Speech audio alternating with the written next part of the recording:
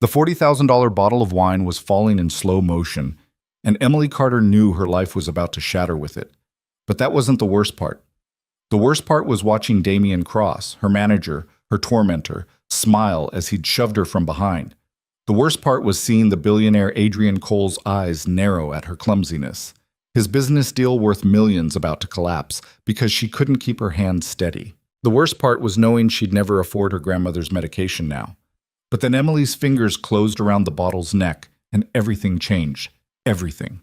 If you want to see how a single moment can rewrite someone's entire future, stay with me until the end. And drop a comment with your city. I want to know how far this story travels. The rain hammered against the floor-to-ceiling windows of the Velvet Crown like it had a personal grudge against the glass. Emily Carter barely noticed. She'd stopped noticing things like weather 6 months ago, right around the time her grandmother's doctor had used the word terminal in a sentence that also contained expensive and experimental treatment. Table 12 needs water. Are you deaf, Emily? Sandra's voice cut through the ambient noise of clinking silverware and murmured conversations. Sandra Chen, senior waitress, professional backstabber, and Emily's least favorite person in a restaurant full of people she didn't particularly like. I'm going. Emily grabbed the crystal pitcher, ignoring how Sandra's perfectly manicured nails drummed against the marble countertop. You're always going, never there when it matters. Sandra examined her reflection in a serving spoon, adjusting a strand of glossy black hair. Damien's looking for you, by the way, and he doesn't look happy. When did Damien Cross ever look happy? The restaurant's manager had exactly 2 facial expressions, vaguely irritated and actively hostile. Emily had learned to navigate both with her head down and her mouth shut. The Velvet Crown occupied the entire ground floor of a converted Victorian mansion in Mayfair. Chandeliers dripped from 20-foot ceilings. The carpet probably cost more than Emily's annual salary. Rich people came here to be seen eating food they'd photograph but barely touch. Emily hated every square inch of it. Carter, Damien's bark made her flinch. She turned to find him striding toward her, his thin face pinched with panic, barely concealed behind his usual sneer. At 38, Damien had the look of a man who'd spent his entire life angry that he wasn't more important than he was. Yes, Mr. Cross. We have a situation. He grabbed her elbow, fingers digging in hard enough to leave marks. Mr. Adrian Cole just walked through that door. Emily glanced toward the entrance. Through the frosted glass partition, she could make out a tall figure shaking rain from an expensive-looking coat. I don't... Of course you don't. You don't know anything useful, do you? Damien's breath smelled like coffee and contempt. Adrian Cole, billionaire, single father, controls half the real estate development in London. He's here for the Patterson deal, worth £8 million, and if anything goes wrong tonight, I will personally make sure you never work in this city again. I understand. Do you? Damien's eyes narrowed. Because right now, Marcus just informed me that Mr. Cole specifically requested a Mandarin menu, which we don't have. And Marco, the head chef, doesn't speak anything but Italian and barely intelligible English. And the Patterson group is already seated, already drinking our most expensive champagne, and if Cole walks out before appetizers, this entire evening goes straight to hell. Emily's mind raced. What about nothing? You keep your head down, you stay out of sight, and you let the senior staff handle this. Am I clear? Crystal. But Damien was already gone, barking orders at Marcus near the host stand. Emily set down the water pitcher and pressed her palm against the cool wall, taking 3 deep breaths like her grandmother had taught her when the world felt too heavy. In through the nose, Emily. Out through the mouth. The moment always passes. Except the moments weren't passing anymore. They were piling up, one after another, burying her under their weight. Her phone buzzed in her apron pocket. She knew without looking it was another message from Oakwood Care Home, another reminder that this month's payment was overdue, another polite suggestion that perhaps Emily should explore alternative arrangements for her grandmother's care. Alternative arrangements. Like that was a real option. Like there was somewhere else May Carter could go, somewhere that would actually give a damn about a 78-year-old Chinese woman with advanced dementia and a granddaughter who could barely keep her own head above water.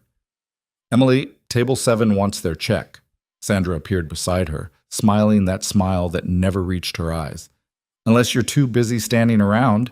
I'm getting it. Sure you are. Emily counted to 10 in Mandarin, her grandmother's trick for not saying something you'd regret. Yi, san, si, wu. The dining room had filled up while she'd been lost in her own head. Every table occupied, every seat filled with people who'd never worried about a medical bill in their lives. Women in jewelry that cost more than Emily's rent. Men in watches that could have paid for her grandmother's treatment 3 times over. And then she saw him. Adrian Cole sat alone at table 1, the prime position, the power seat, the table reserved for people who made other people nervous just by existing. He wasn't looking at his phone, wasn't making small talk with the hovering servers, just sitting there with the absolute stillness of someone who knew exactly how much space he occupied in any room. He was younger than Emily expected, early 30s maybe, sharp jaw, dark hair cut precisely, eyes that seemed to take in everything without appearing to look at anything specific.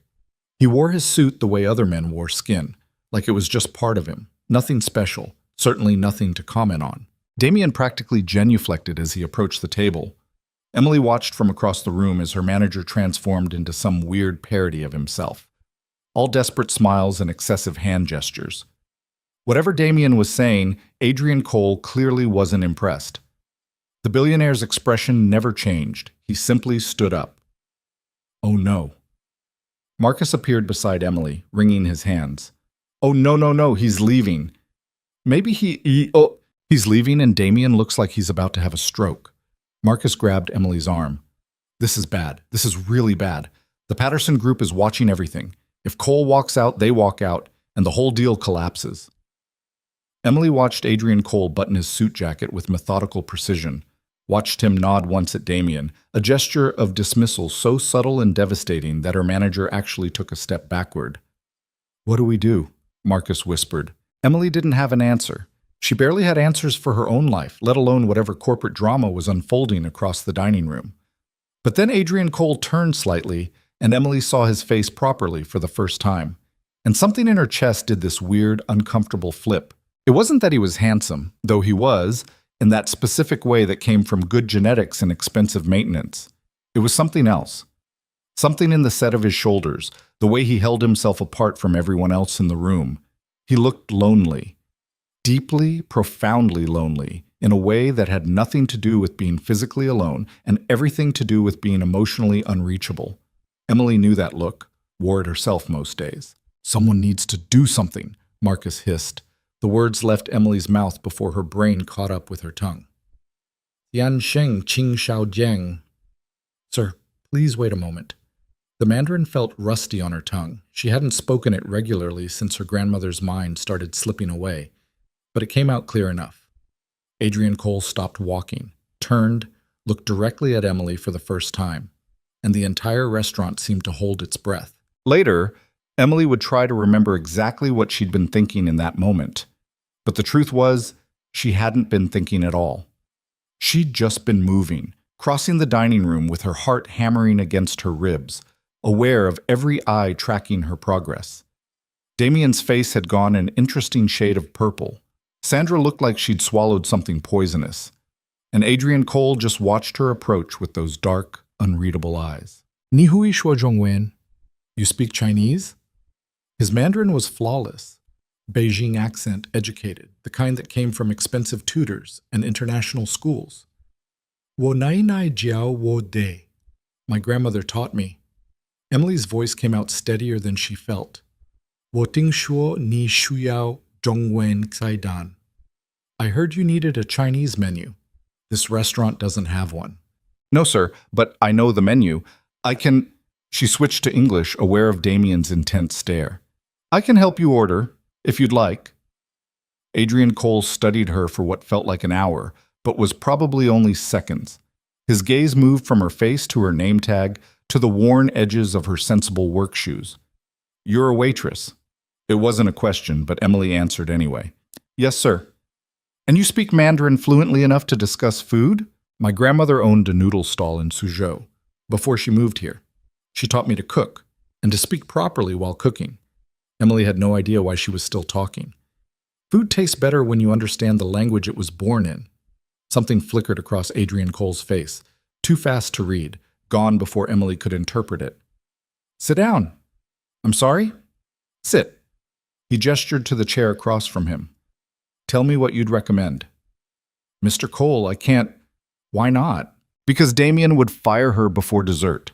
Because Sandra would make her life even more miserable than it already was. Because waitresses didn't sit with billionaires at table 1 while the entire restaurant watched. But Adrian Cole was already pulling out the chair, and Emily found herself sitting before she'd consciously decided to move. Damien appeared at her elbow so fast he must have teleported. Mr. Cole, I sincerely apologize for this interruption. Emily, return to your duties immediately. She's helping me order. Adrian didn't look at Damien, kept his eyes on Emily. Unless you'd prefer I leave. The threat hung in the air like the smell of something burning. Damien's jaw worked soundlessly for a moment, then, of course, sir, take all the time you need. He shot Emily a look that promised retribution later, then retreated. You're going to get in trouble for this, Emily said quietly. You or me? Definitely me. Then we should make it worth the consequences. Adrian leaned back in his chair. Tell me about Suzhou. I've never been there. My grandmother left before I was born. But she taught you to cook. When I was young. Before... Emily stopped. Billionaires didn't want to hear about dementia and care homes and medication that cost more than rent. Yes, she taught me. What was her specialty? Emily thought about those hours in her grandmother's tiny kitchen, back when May's hands were still steady and her mind was still sharp. The smell of ginger and star anise. The sound of oil sizzling in the wok. Soup, she said finally. She made soup that could fix anything. Broken hearts, bad days, loneliness. She looked up, met Adrian's eyes. Hunger. Something in his expression shifted. Softened, maybe. Though it was hard to tell. Your menu doesn't have soup, he said. No, sir. Chef Marco specializes in modern European cuisine with molecular gastronomy elements. Foam. A lot of foam, yes. The corner of Adrian's mouth twitched. It wasn't quite a smile, but it was closer than Emily had seen from him yet. Tell me what you would make, he said. If this were your restaurant. If you could serve me anything. Emily should have demurred. Should have offered something from the actual menu. But sitting across from this lonely billionaire in his perfect suit, watching the rain streak down the windows behind him, she found herself being honest instead. Suzhou-style fish soup with pickled vegetables and wood ear mushrooms, but made with English ingredients. Dover sole instead of Mandarin fish. Local wild mushrooms instead of imported ones. The broth would be clear, not cloudy. Clean flavors. Nothing hidden. She paused. And hand-pulled noodles, because soup without noodles is just... sad. Adrian was quiet for a long moment. Can your kitchen make that? I don't know. Chef Marco doesn't really do requests. He does if I'm paying for it. Adrian pulled out his phone, typed something quickly. I'm texting the Patterson group, telling them to order whatever they want. Dinner's on me tonight. Sir, you don't have to I want that soup. He looked at her directly. Can you make it happen? Emily thought about her grandmother's recipes, locked away in her memory.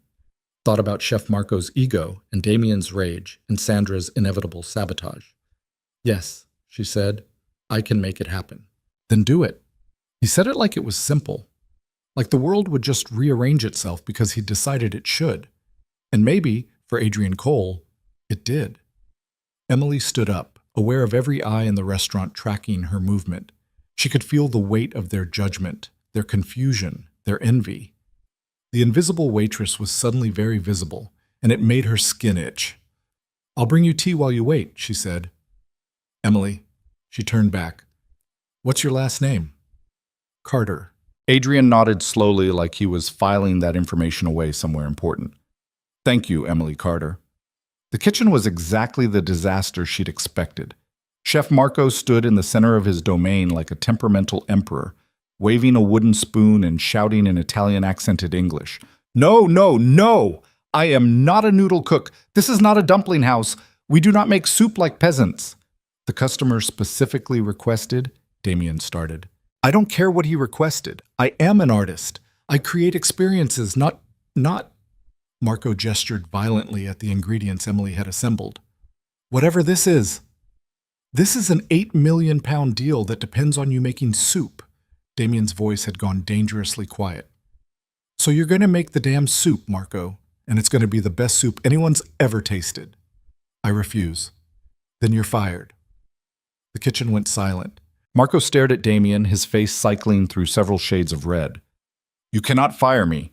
Your contract has a clause about insubordination. Read the fine print. Damien turned to Emily. You know how to make this soup? Emily's mouth went dry. I've never made it in a professional kitchen before. That's not what I asked. Behind Damien, Sandra leaned against the prep counter with her arms crossed, watching with undisguised glee.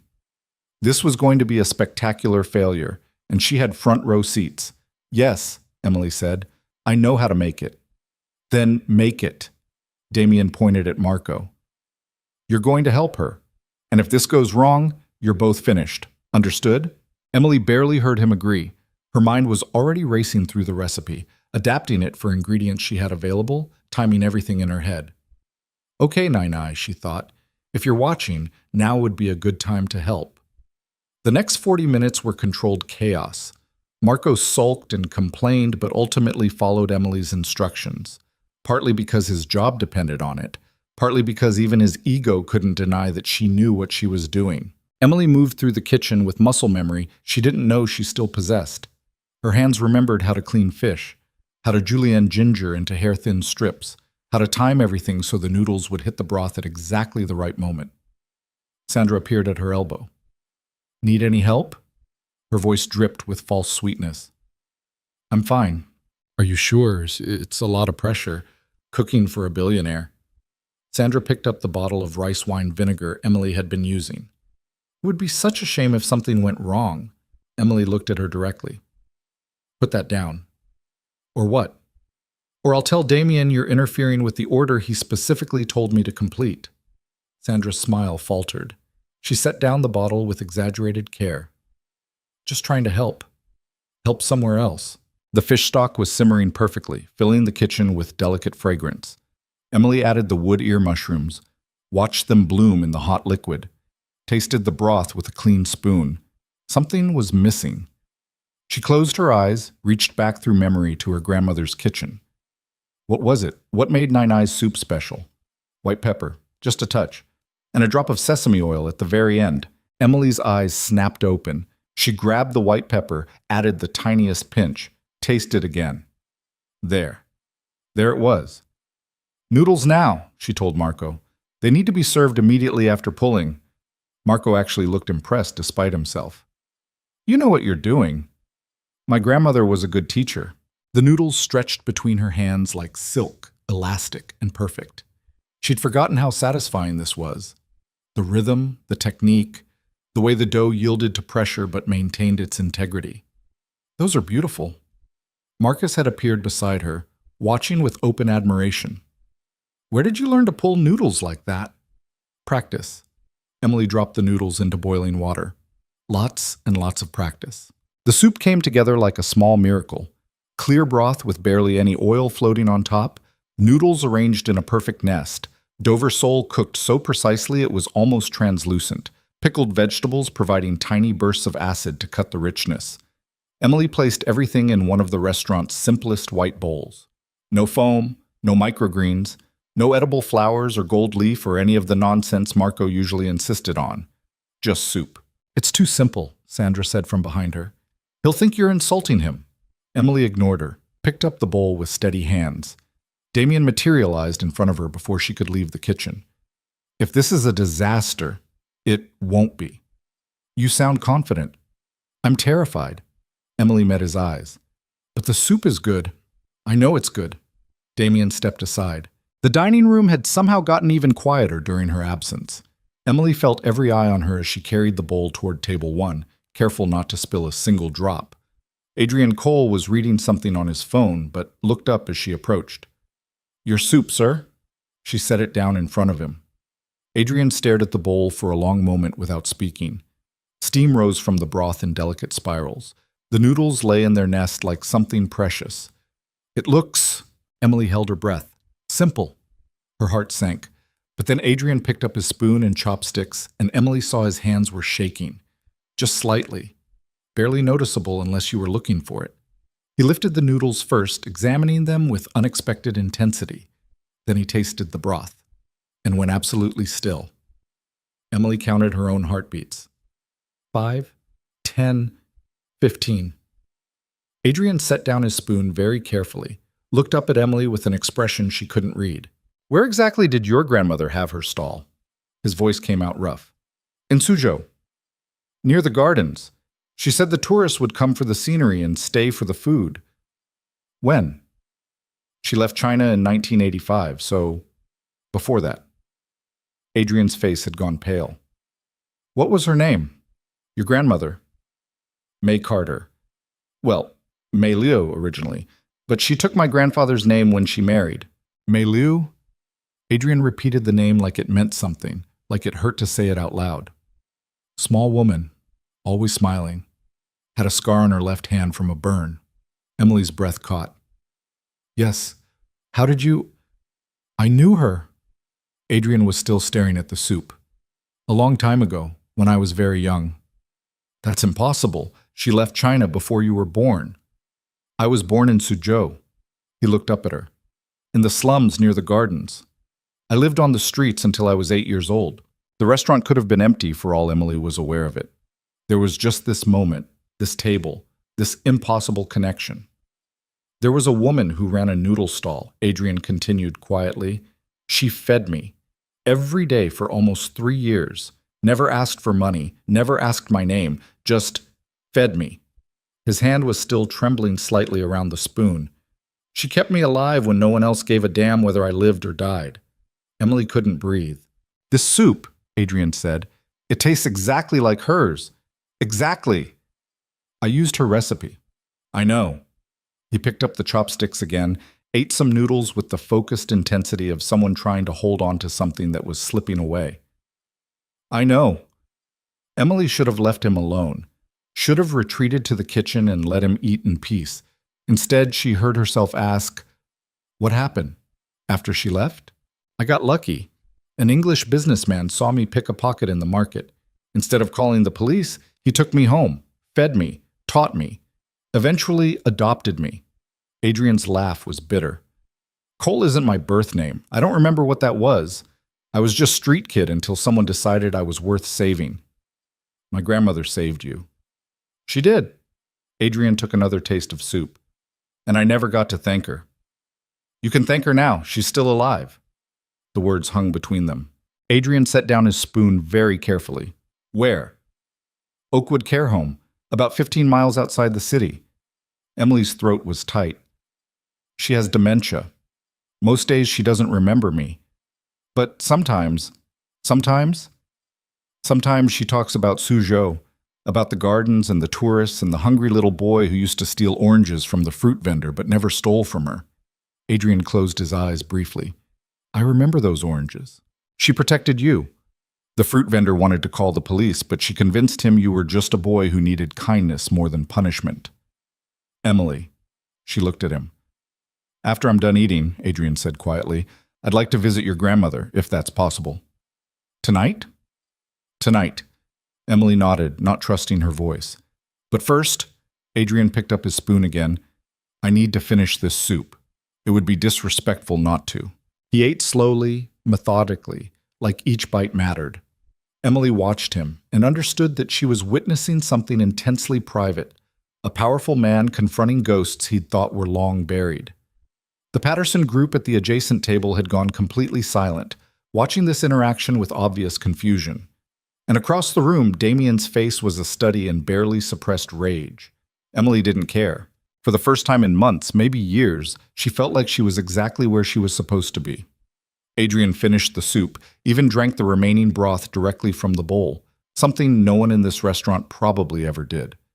When he was done, he set down the bowl and looked at Emily with something that might have been gratitude. Thank you. It's just soup. No. His voice was firm. It's not. Damien descended on them before Emily could respond. Mr. Cole, I trust everything was satisfactory? More than satisfactory. Adrian stood up, pulled out his wallet. What do I owe you? For you, sir, dinner is complimentary. I'm paying. Adrian dropped several 100-pound notes on the table. For my meal and for the Patterson group. And for Emily's time. That's really not... I insist. Adrian turned to Emily. When does your shift end? Midnight? I'll wait. And with that, he walked to a quiet corner table, pulled out his phone, and proceeded to ignore the entire restaurant. Damien grabbed Emily's arm the moment Adrian was out of earshot. His fingers dug in hard enough to bruise. My office. Now.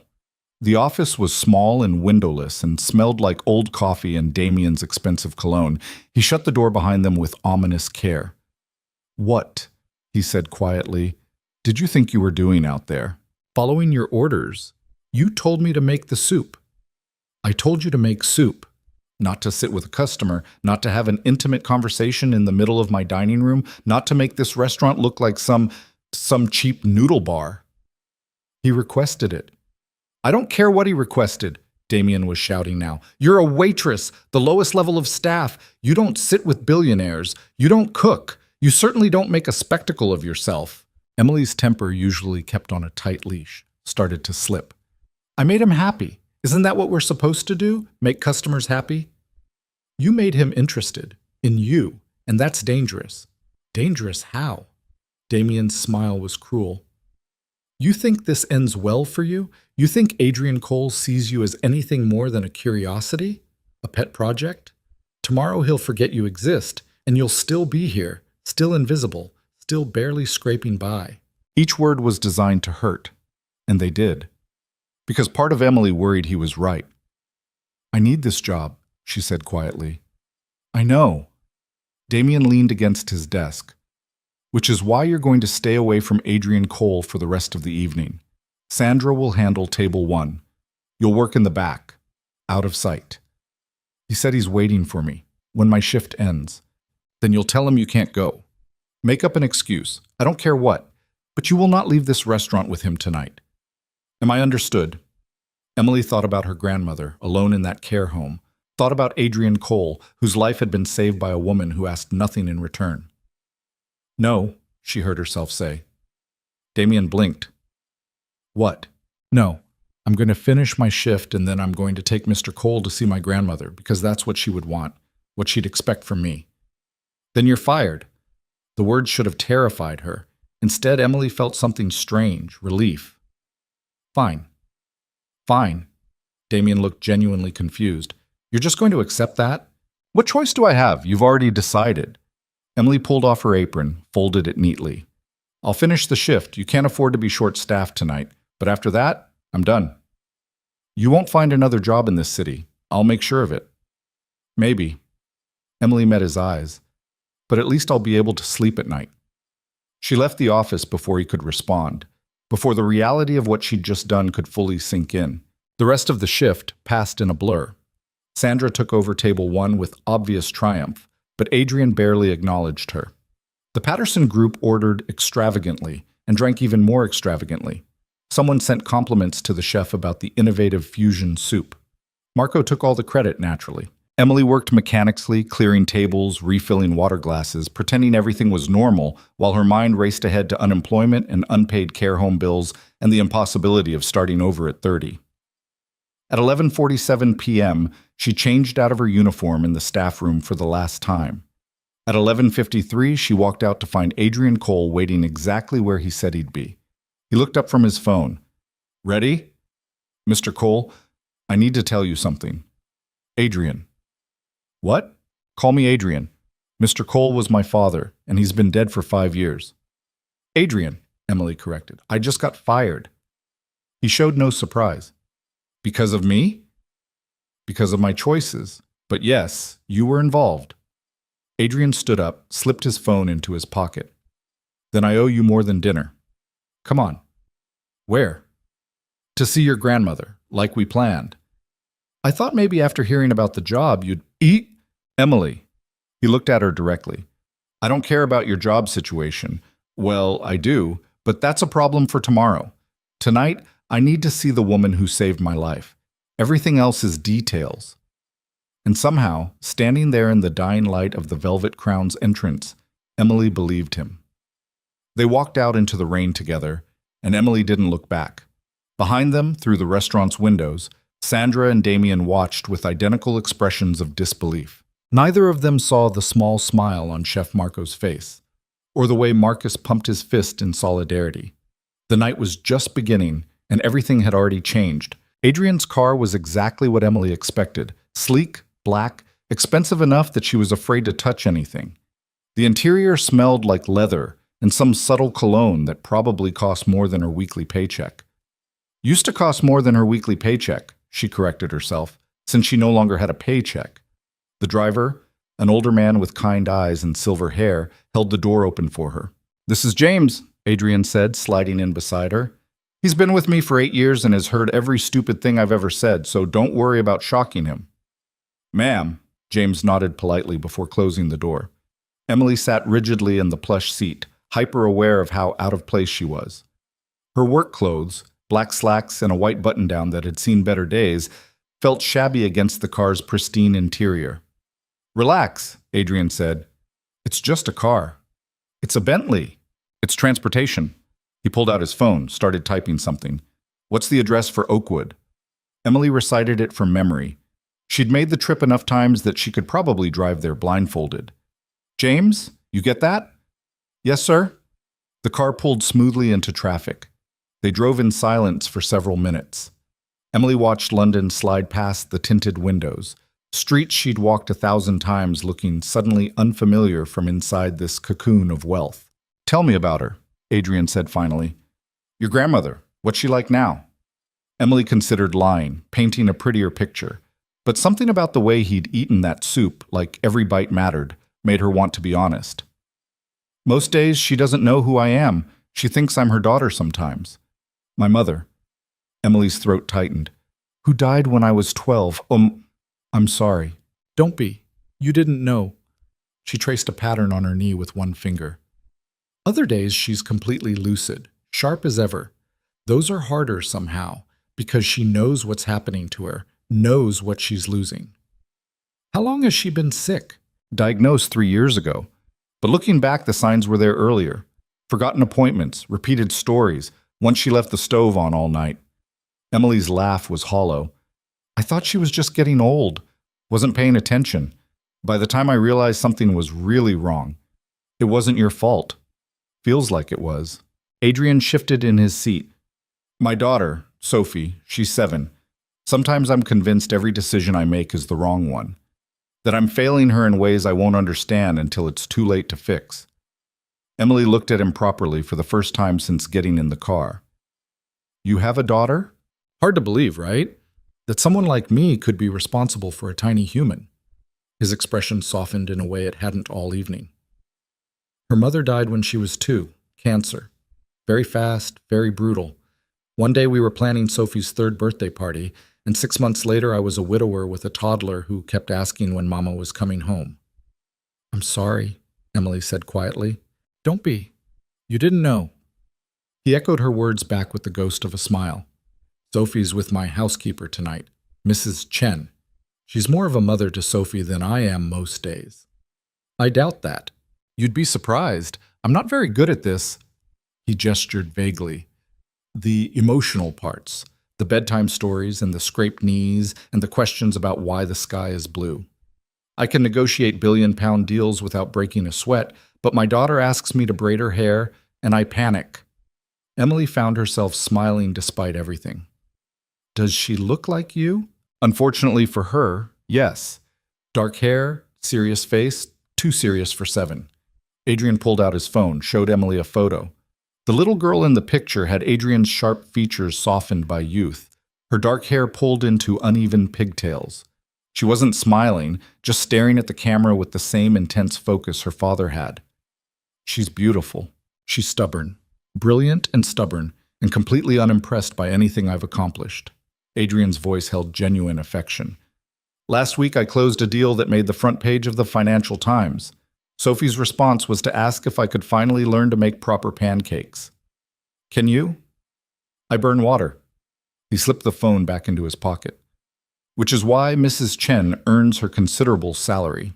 The car had left central London behind, heading into the quieter suburbs where the care home sat like a well-maintained secret. Emily felt her stomach tighten as familiar landmarks slid past. I should warn you, she said. My grandmother might not remember you, and if she does, she might not react the way you're hoping. I'm not hoping for anything specific. I just need to see her. Why? Adrian was quiet for a long moment. Because I've spent 24 years building an empire, accumulating wealth and power and influence, and none of it means anything compared to what that woman did for me when I was 8 years old and dying in a gutter. You weren't dying. Emily, I weighed maybe 50 pounds. Hadn't eaten a real meal in weeks. Had pneumonia that I was trying to treat by sleeping in warm doorways. His voice went flat. Without your grandmother, I would have been dead before my 9th birthday. That's not hyperbole. That's fact. Emily didn't know what to say to that. The care home appeared through the rain-streaked windows. A converted Victorian house trying hard to look cheerful and almost succeeding. Lights glowed warmly in the windows. Someone had planted flowers along the walkway, though the rain had beaten them into submission. James pulled up to the entrance. Shall I wait, sir? Please. Emily led Adrian through the front doors into a lobby that smelled like industrial cleaner and something floral that didn't quite mask the underlying scent of age and illness. The night nurse, Teresa, who Emily had known for 2 years, looked up from her desk with surprise. Emily, wasn't expecting you tonight. I know. Sorry to drop by so late. Is she awake? Was about 20 minutes ago, arguing with Mr. Patterson about whether the Queen had visited today. Teresa's smile was gentle. You know how she gets. I do. Emily gestured to Adrian. This is a friend. He knew my grandmother a long time ago in China. Teresa's professional warmth kicked in immediately. Of course, room 24, same as always. Take your time. They walked down a corridor lined with watercolor paintings, the kind of aggressively cheerful art meant to make people feel better about leaving their loved ones in places like this. Emily had seen these paintings so many times she'd stopped actually looking at them. How often do you visit? Adrian asked. 3-4 times a week. More when I can afford the cab fare. Emily stopped outside room 24. Sometimes she's excited to see me. Sometimes she screams that there's a stranger in her room. You never know which version you're getting. And you still come. She's all I have. Emily's hand hovered over the door handle. Are you ready? Adrian straightened his shoulders, and Emily saw him transform into someone harder, more controlled, preparing for battle or disappointment or both. Ready. Emily opened the door. The room was small but clean, decorated with photographs Emily had brought from her grandmother's old apartment. May Carter sat in a chair by the window, wrapped in a cardigan despite the room's warmth. She was smaller than Emily remembered from childhood. Age and illness had winnowed her down to bird bones and papery skin, but her eyes were sharp tonight. Emily. May's face brightened. You came. Of course I came, Nai. Emily crossed the room, kissed her grandmother's forehead. I brought someone to see you. May's gaze shifted to Adrian, still standing in the doorway. She studied him with the intensity of someone trying to place a face from a photograph taken decades ago. I know you, she said finally in Mandarin. Adrian took a step forward, then another. When he spoke, his voice was rough. I'm not sure you do. It's been a very long time. The orange boy, May smiled. Always stealing oranges from Mr. Wang's cart. Adrian's composure cracked. He dropped to his knees beside May's chair so suddenly that Emily startled. You remember, he said, still in Mandarin. Of course I remember. You think I forget every hungry child? May reached out with a trembling hand, touched Adrian's face. You were so thin, so angry at the world. I was. And now look at you, all grown up. Expensive suit. Her fingers traced his jawline, but still the same sad eyes. Adrian's breath hitched. Emily watched, frozen, as this powerful man came completely undone in front of her grandmother. I never got to thank you, he said. You saved my life, and I never got to thank you. You don't thank someone for being human. May's smile was gentle. You were a child. I had food. It's simple. It wasn't simple. Everyone else walked past me like I was garbage. But you, I saw a boy who needed soup. May patted his cheek. Don't make it bigger than it was. But it was bigger, Emily thought. It was everything. Adrian pulled back slightly, wiping at his eyes with the back of his hand in a gesture so unguarded that Emily had to look away, feeling like she was intruding on something intensely private. Your granddaughter made me soup tonight. Adrian said. Just like yours. Exactly like yours. May's gaze shifted to Emily. You made him soup? I used your recipe, Nai. The one with the pickled vegetables? And hand-pulled noodles. Good girl. May settled back in her chair, looking satisfied.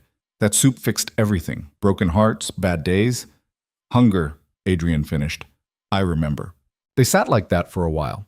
The three of them connected by recipes and memories and the strange mathematics of kindness given without expectation of return. Then May's expression shifted, became confused. Who are you again? The lucidity was already fading. Just someone you helped once, Adrian said gently. A long time ago. I help a lot of people. May looked at Emily. Who is this man? Is he bothering you? No, Nai. He's a friend. You should have more friends. You work too much. May's attention drifted to the window, to the rain streaking down the glass. It's raining. The tourists won't come in the rain. There are no tourists here, Nai. Of course there are. They come for the gardens. May's voice had gone distant. Beautiful gardens. I should start cooking. They'll be hungry. Emily had seen this transition before, the way her grandmother's mind slipped between present and past without warning. It hurt every single time. Adrian stood slowly, carefully, like someone backing away from something fragile. We should let you rest, Emily said to her grandmother. Rest? I have too much work. The soup needs... May stopped, looked at Emily with sudden focus. Your mother would be proud of you. Do you know that? Emily's throat closed up. I hope so. She would. My beautiful daughter. Gone too soon. May's eyes filled with tears. Everyone leaves too soon. Not everyone, Nai. I'm still here. For now. May reached for Emily's hand. But one day you'll leave too. Find someone who makes you happy. Have babies. Forget about your old grandmother. I could never forget you. Everyone forgets eventually. It's the natural way of things. May's grip tightened. But you remember this? You have your mother's heart. Too kind for your own good. Don't let the world make you hard. I won't. Promise me. I promise. May seemed satisfied with that. Her eyes were already drooping, exhaustion pulling her toward sleep. Emily settled her grandmother into bed, tucking the blankets around her thin frame the way she'd done countless times before. By the time she kissed May's forehead, the old woman was already drifting off, murmuring something in Chinese that Emily couldn't quite catch. Out in the corridor, Adrian leaned against the wall with his eyes closed. He looked completely drained, like someone who'd just survived something traumatic. Are you okay? Emily asked. I don't know. He opened his eyes. I thought seeing her again would give me closure or peace or something. Instead, I just feel lost. Yeah? He pushed off from the wall. Lost. They walked back to the lobby in silence. Teresa looked up from her paperwork, gave Emily a knowing smile. She had a good night, very sharp. She did. Emily paused. Teresa, I need to talk to you about next month's payment. The nurse's expression shifted to professional sympathy. Emily, I lost my job tonight. I don't know when I'll be able to pay. I just need a little time to figure things out. You know I can't make those decisions. You'll have to talk to administration. I know. I just wanted to give you a heads up. Teresa glanced at Adrian, then back to Emily. Talk to Mrs. Morrison in the morning. She's more understanding than most people think. It was a kindness, this warning. Emily appreciated it even as she felt the weight of another problem settling on her shoulders.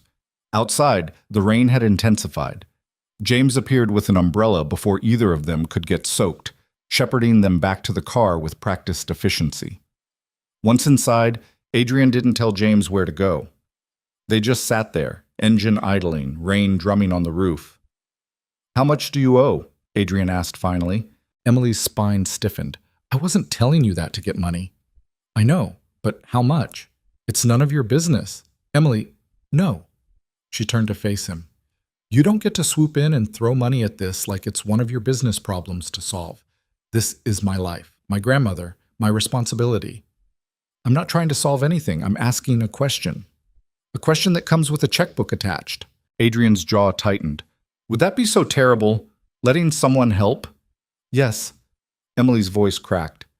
Because then I'd owe you. And I've spent my entire life trying not to owe anyone anything. You wouldn't owe me. I'd owe you. Your grandmother saved my life. That was 30 years ago. So what? There's a statute of limitations on gratitude? Emily wanted to scream or cry, or possibly both. You don't understand. Then explain it to me. She took a breath, trying to organize thoughts that felt too big and messy for words.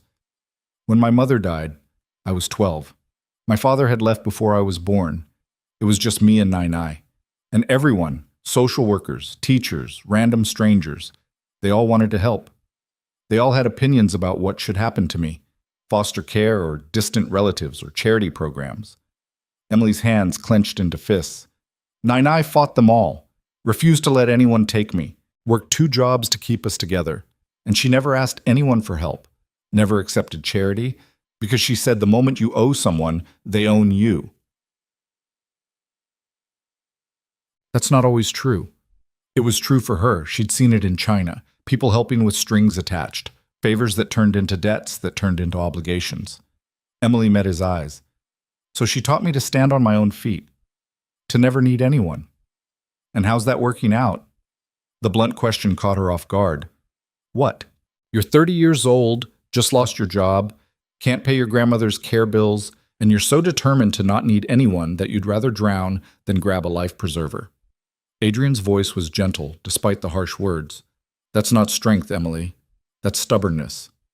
Easy for you to say. You have money. I have money now. I grew up in a gutter eating scraps and stealing fruit.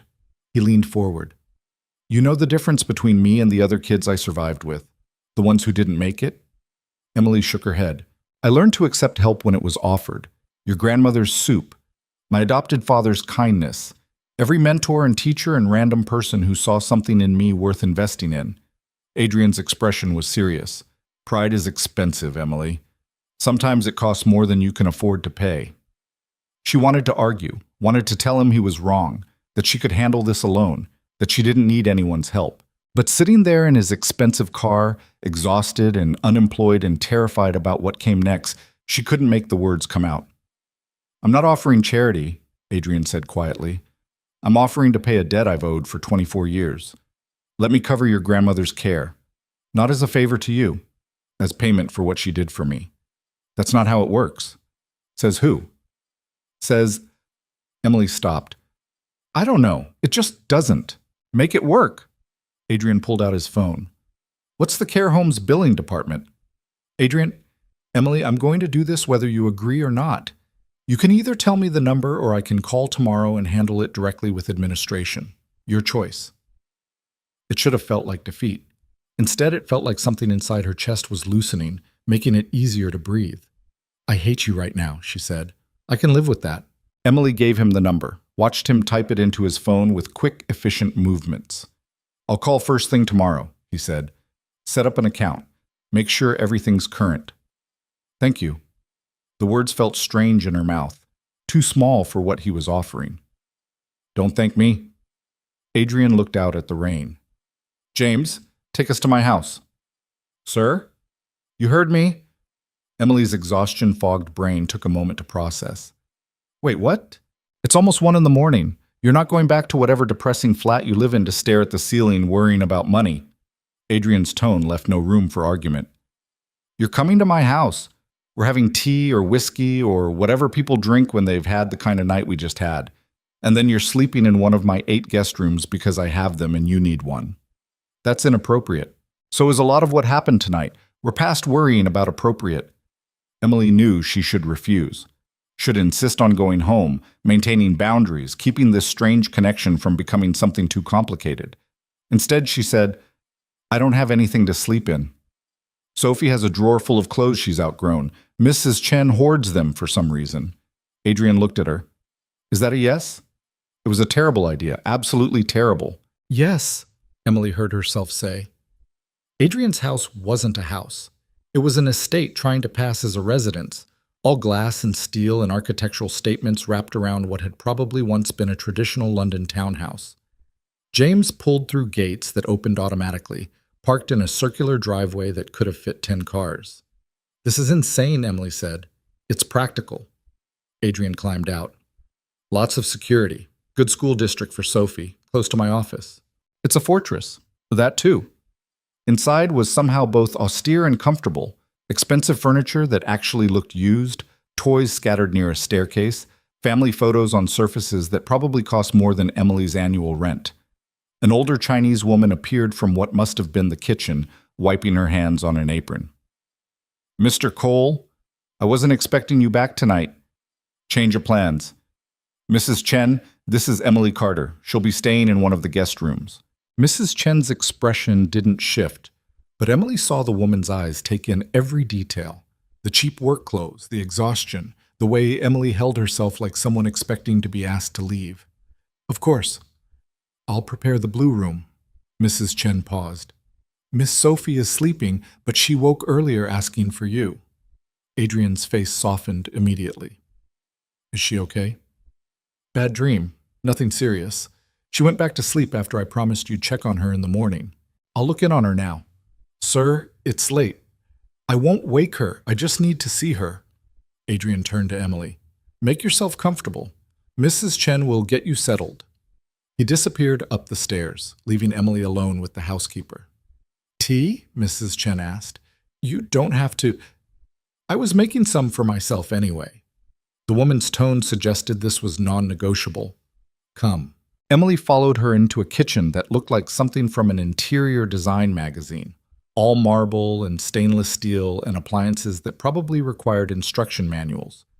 Mrs. Chen put a kettle on, pulled out 2 mugs. "You knew Mr. Cole's grandmother?" "My grandmother knew him when he was young, in China." "Ah." Mrs. Chen nodded like this explained everything. "He doesn't talk about China, about before."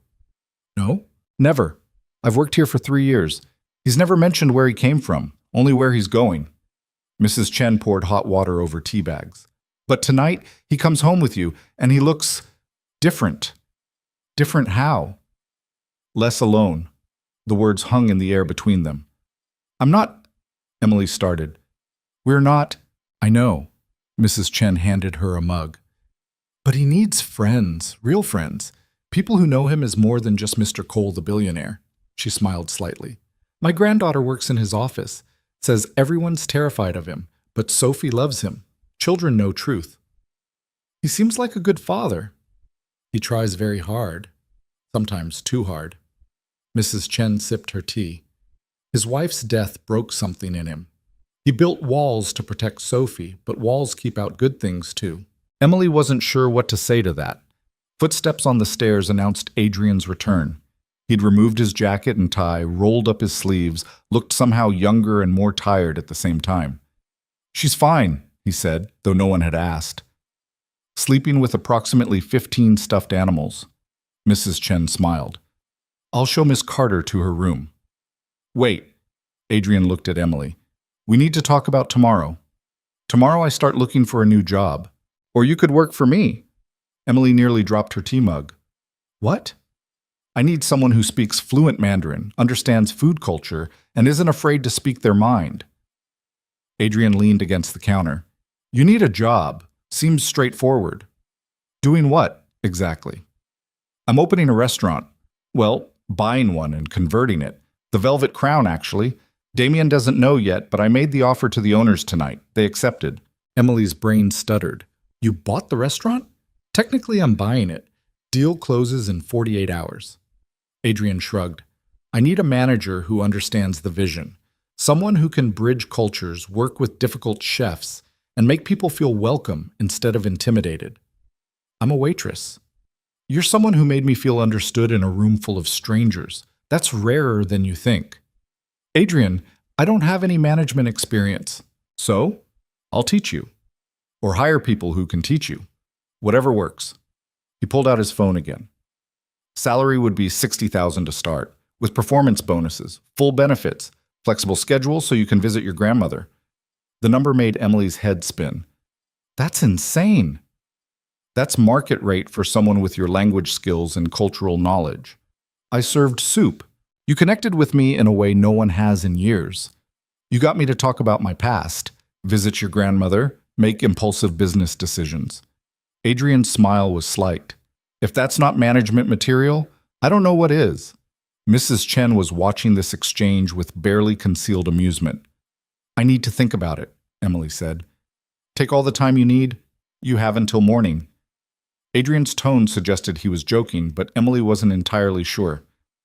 Mrs. Chen, can you, already done, sir.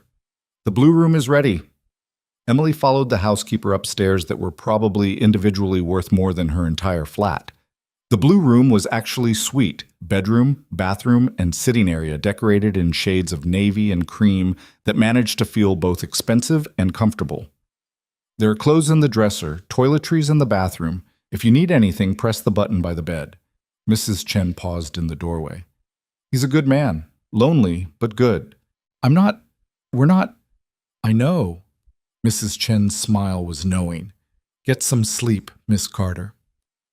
Alone in the room, Emily sat on the edge of the bed and tried to process the previous 6 hours. Fired. Defended by a billionaire. Visited her grandmother. Been offered a job that paid more than she'd ever imagined earning. Her phone buzzed, a text from a number she didn't recognize. Sleep well. We'll talk in the morning. Adrian. Another buzz. A second message. And Emily? Thank you. For tonight. For the soup. For introducing me to your grandmother. For all of it. Emily stared at the messages until her vision blurred. Then she did something she hadn't done in months. She cried. Not sad tears exactly, not happy ones either, just the release of pressure that had been building for so long she'd forgotten what it felt like to not carry it. When she finally crawled into the unfamiliar bed, wrapped in borrowed clothes that smelled like expensive detergent, she fell asleep almost immediately. For the first time in years, she didn't dream about bills or care homes or impossible choices. She dreamed about soup and gardens and a little boy stealing oranges while an old woman smiled and pretended not to notice. Emily woke to sunlight streaming through unfamiliar curtains and the disorienting certainty that she'd overslept for a shift at a job she no longer had. Her heart was already racing before her brain caught up with reality. The blue room, Adrian's house, the previous night's impossible sequence of events. Her phone said 7:23 a.m. She'd slept for maybe 5 hours, but it was the deepest sleep she'd had in months. Someone knocked softly on the door. Miss Carter? Mrs. Chen's voice. Breakfast is ready when you are. No rush. Emily found clothes laid out on the chair, simple black pants and a soft gray sweater that looked new and probably cost more than her entire wardrobe. A note in neat handwriting. These should fit. Keep them. LCLC. Mrs. Chen. Emily showered in a bathroom with water pressure that felt like a religious experience, dressed in the borrowed clothes that fit suspiciously well, and made her way downstairs following the smell of coffee and something baking. The kitchen was full of morning chaos. Adrian sat at the island in dress pants and a partially buttoned shirt, wrestling with his daughter's hair while she squirmed and complained.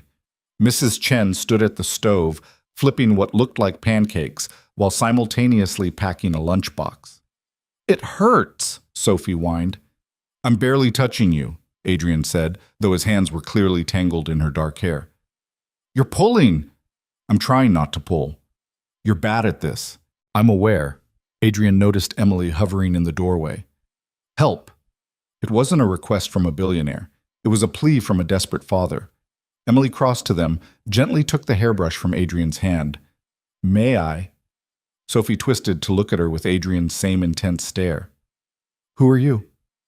Emily, I'm a friend of your father's. We don't have friends over for breakfast. Sophie's tone was suspicious, but not unkind. Daddy doesn't have friends. Sophie, Adrian's voice held a warning. It's true. You said so yourself. You said business associates aren't the same as friends. Adrian looked like he wanted the floor to open up and swallow him. Emily bit back a smile and started working on Sophie's hair with practiced movements, the same way she used to help the younger girls at the group home she'd briefly stayed in after her mother died. Your daddy's right, Emily said, but sometimes you meet new people who become friends.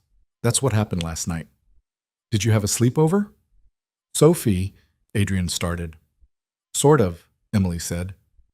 It was very late, and your daddy was kind enough to let me stay in one of your guest rooms. The blue one? That's the best one. It has the biggest bathtub. Sophie relaxed slightly as Emily's gentle brushing untangled the knots. Can you do braids? I can. Daddy can't. He tries, but they always fall out. Braids are tricky, Emily agreed, sectioning Sophie's hair. Takes practice. She wove the dark strands into two neat French braids while Adrian watched with an expression somewhere between relief and something else Emily couldn't quite identify. There. Emily tied off the ends with the elastics Sophie handed her. All done. Sophie ran to a mirror, examined her reflection critically. These are good braids. I'm glad you approve. Can you teach Daddy how to do them? Sophie, Emily's not here to give me hair tutorials, Adrian said. Why not? You need them. Sophie returned to the table, climbed into her chair. Mrs. Chen, can Emily stay for pancakes? Already setting a place. Mrs. Chen slid a plate in front of Emily before she could protest. Breakfast was surreal. Emily sat in a kitchen that probably cost more than most people's houses, eating pancakes with a billionaire and his precocious daughter, while the housekeeper refilled coffee and provided running commentary on everything from Sophie's math homework to Adrian's inability to remember to eat lunch. You have a meeting at 9, Mrs. Chen reminded Adrian. Cancelled it. You can't cancel on Mr. Patterson. I can, and I did. Rescheduled for next week. Adrian glanced at Emily. I have more important things to handle today. Emily's stomach flipped, though whether from nerves or something else, she couldn't tell. Sophie monopolized the conversation, asking Emily questions with the relentless curiosity of a 7-year-old who decided someone was interesting. Where did she live? Did she have pets? Could she speak other languages? Had she ever been to China? I haven't, Emily admitted, but my grandmother told me stories about it, about the gardens in Suzhou and the bridges and the food. Daddy was born there. Sophie took a huge bite of pancake, but he doesn't remember it. I remember some things, Adrian said quietly. Like what? Like, Adrian's eyes met Emily's across the table. Like how the best soup in the world tasted. Something in his tone made Sophie stop asking questions and just eat, which seemed like a small miracle. After breakfast, Mrs. Chen whisked Sophie away to get ready for school, leaving Emily and Adrian alone in the kitchen. I meant what I said last night, Adrian said without preamble. About the job. I know. And? Emily wrapped both hands around her coffee mug. I don't understand why you're doing this. Any of this. The care home bills, the job offer, letting me stay here. We're strangers. Are we? Adrian leaned against the counter. My first memory of kindness came from your grandmother. You made me remember what it felt like to be human instead of just a machine making money. That doesn't feel like strangers to me. It's been less than 12 hours. Some decisions don't need time. They just need to be right. He refilled his own coffee. The restaurant deal closes tomorrow afternoon. I need someone to help me rebuild it from the ground up. Someone who understands that food is about connection, not just consumption. That's you. You barely know me. I know enough. You're loyal. You visit your grandmother multiple times a week, even when it's hard. You're brave. You spoke up last night when you knew it could cost you everything. You're talented. That soup was perfect. And you're honest, which is rarer than you'd think in my world. Adrian set down his mug. So yes, I'm offering you a job. And yes, I'm being pushy about it. Because I'm good at reading people, Emily.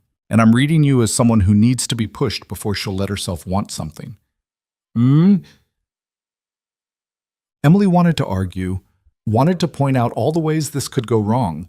Instead, she asked, what happened to Damien? Adrian's smile was sharp. Called him this morning, informed him of the ownership change. He's got until end of business today to clear out his office. He'll be furious. He'll be unemployed. There's a difference. Adrian's expression hardened. I don't tolerate people who abuse their power. He created a toxic environment and profited from it. That ends now. And the rest of the staff?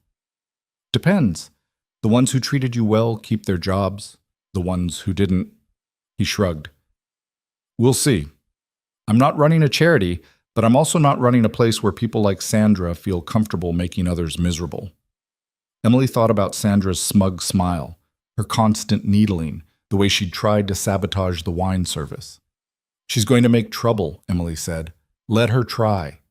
Adrian checked his phone. I have lawyers for that. The casual way he said it reminded Emily exactly who she was dealing with. Not just the man who'd knelt beside her grandmother's wheelchair, but someone who commanded enough power to buy restaurants on impulse and destroy careers with a phone call. "You're scared of me now." It wasn't a question. "A little," Emily admitted. "Good. You should be. I can be ruthless when I need to be." He looked at her directly. "But not with you. Never with you." "Why not?" "Because your grandmother saved my life, and you brought me back to something I thought I'd lost forever." Adrian's voice went soft. "I don't have many people I trust, Emily. Mostly because I don't let anyone close enough to earn it. But sitting across from you last night, eating that soup, I felt safe. And I can't remember the last time I felt safe with another person." Emily's throat tightened. "That's a lot of pressure to put on someone you just met." "I know. I'm working on my boundaries." His smile was self-deprecating. "My therapist would have a field day with this conversation." "You have a therapist?" "3 of them, actually. One for general anxiety, one who specializes in grief, and one who helps me not screw up Sophie's childhood." Adrian said it matter-of-factly. "Money doesn't fix broken brains, Emily. Just gives you better access to help." The honesty was disarming. "I'll take the job," Emily heard herself say. "On one condition." "Name it." "I want to bring my grandmother's recipes into the restaurant. Not all of them. I know you need French cuisine and molecular whatever. But some of them. A fusion menu that honors where she came from." Adrian's expression shifted into something Emily couldn't read. "You want to build a menu around your grandmother's cooking." "I want to build a menu that matters. Food that tells stories instead of just filling stomachs." Emily's hands were shaking slightly. "Is that stupid?" "That's the best idea I've heard in years." Adrian pulled out his phone, started typing rapidly.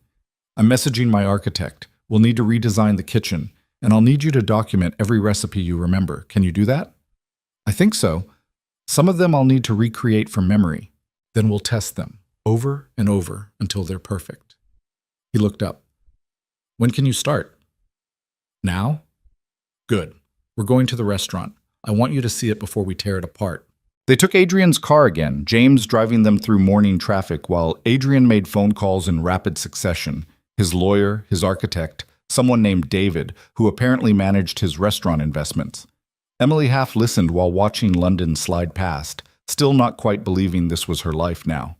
The velvet crown looked different in daylight. Less glamorous, more tired.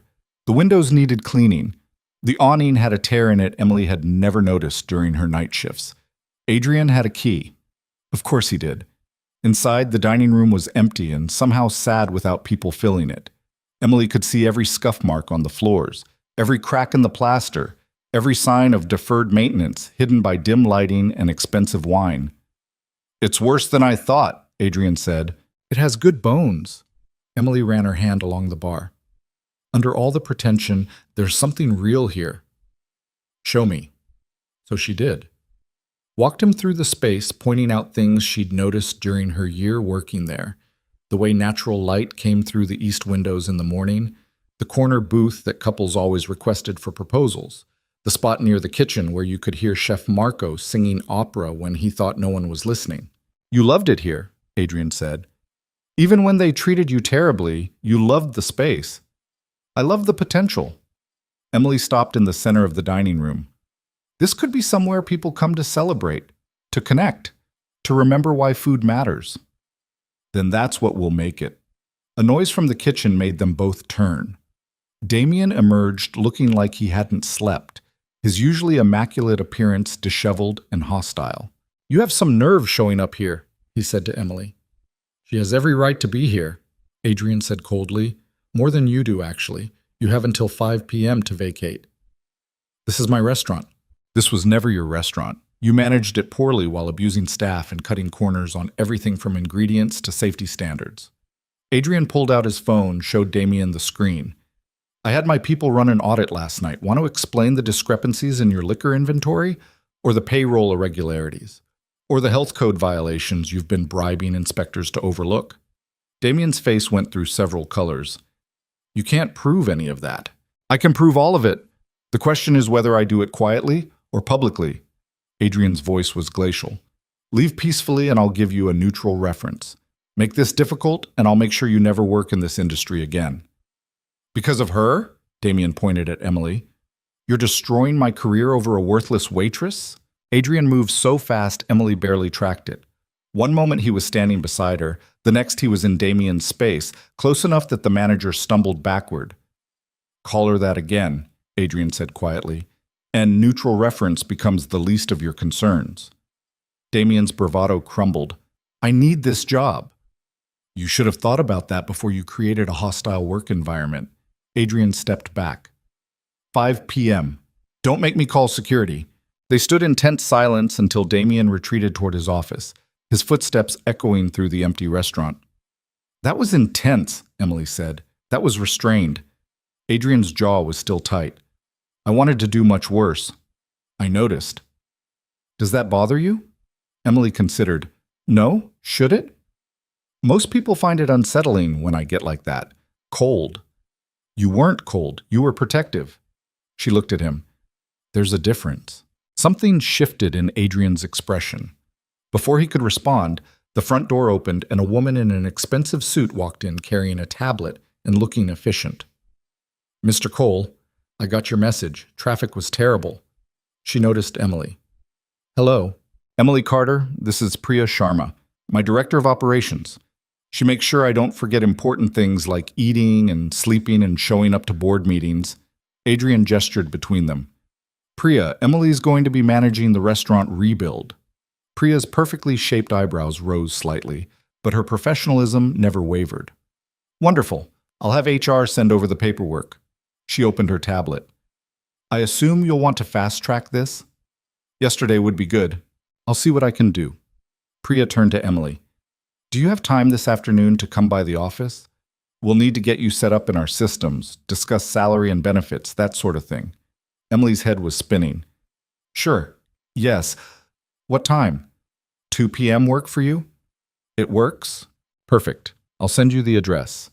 Priya made a note on her tablet. Mr. Cole, the Patterson meeting has been rescheduled for Tuesday at 10, and your daughter's school called. Apparently she forgot her lunch. Adrian checked his watch. I can drop it off. I already sent a car service with a replacement. Mrs. Chen packed extras this morning. Of course she did. Adrian looked genuinely relieved. What would I do without you? Starve and miss meetings. Priya's smile was warm. I'll leave you to it. Emily, see you at 2. She left as efficiently as she'd arrived.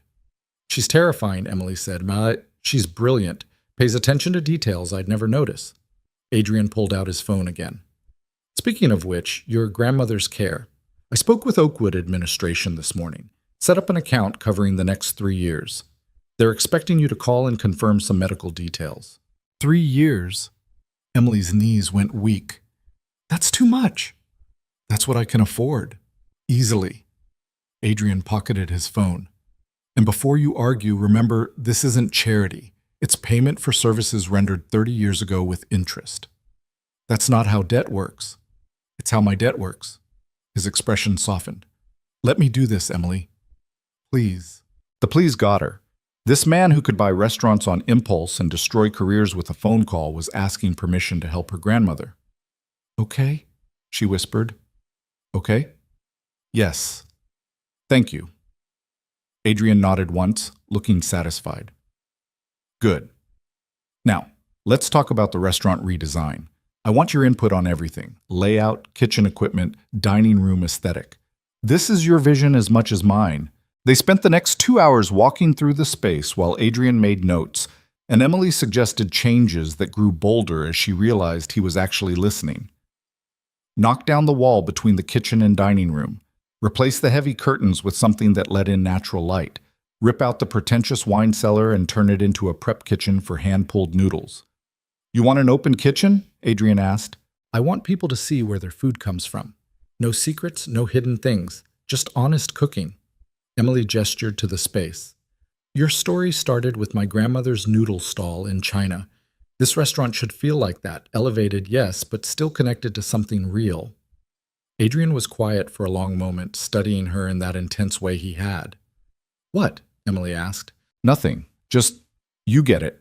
Most people in this industry, they're chasing stars or status or Instagram followers, but you understand what actually matters. Food and connection. Food and connection, he agreed. A crash from the kitchen made them both jump. They found Chef Marco standing amid broken plates, his face red with fury. Out! He shouted when he saw Adrian. This is my kitchen! Was your kitchen? Adrian corrected calmly. As of tomorrow afternoon, it's my kitchen. And you're fired. Marco's rage reached new heights. He launched into a tirade mixing Italian and English, gesturing wildly while his voice echoed off the stainless steel surfaces. Adrian waited until he ran out of steam.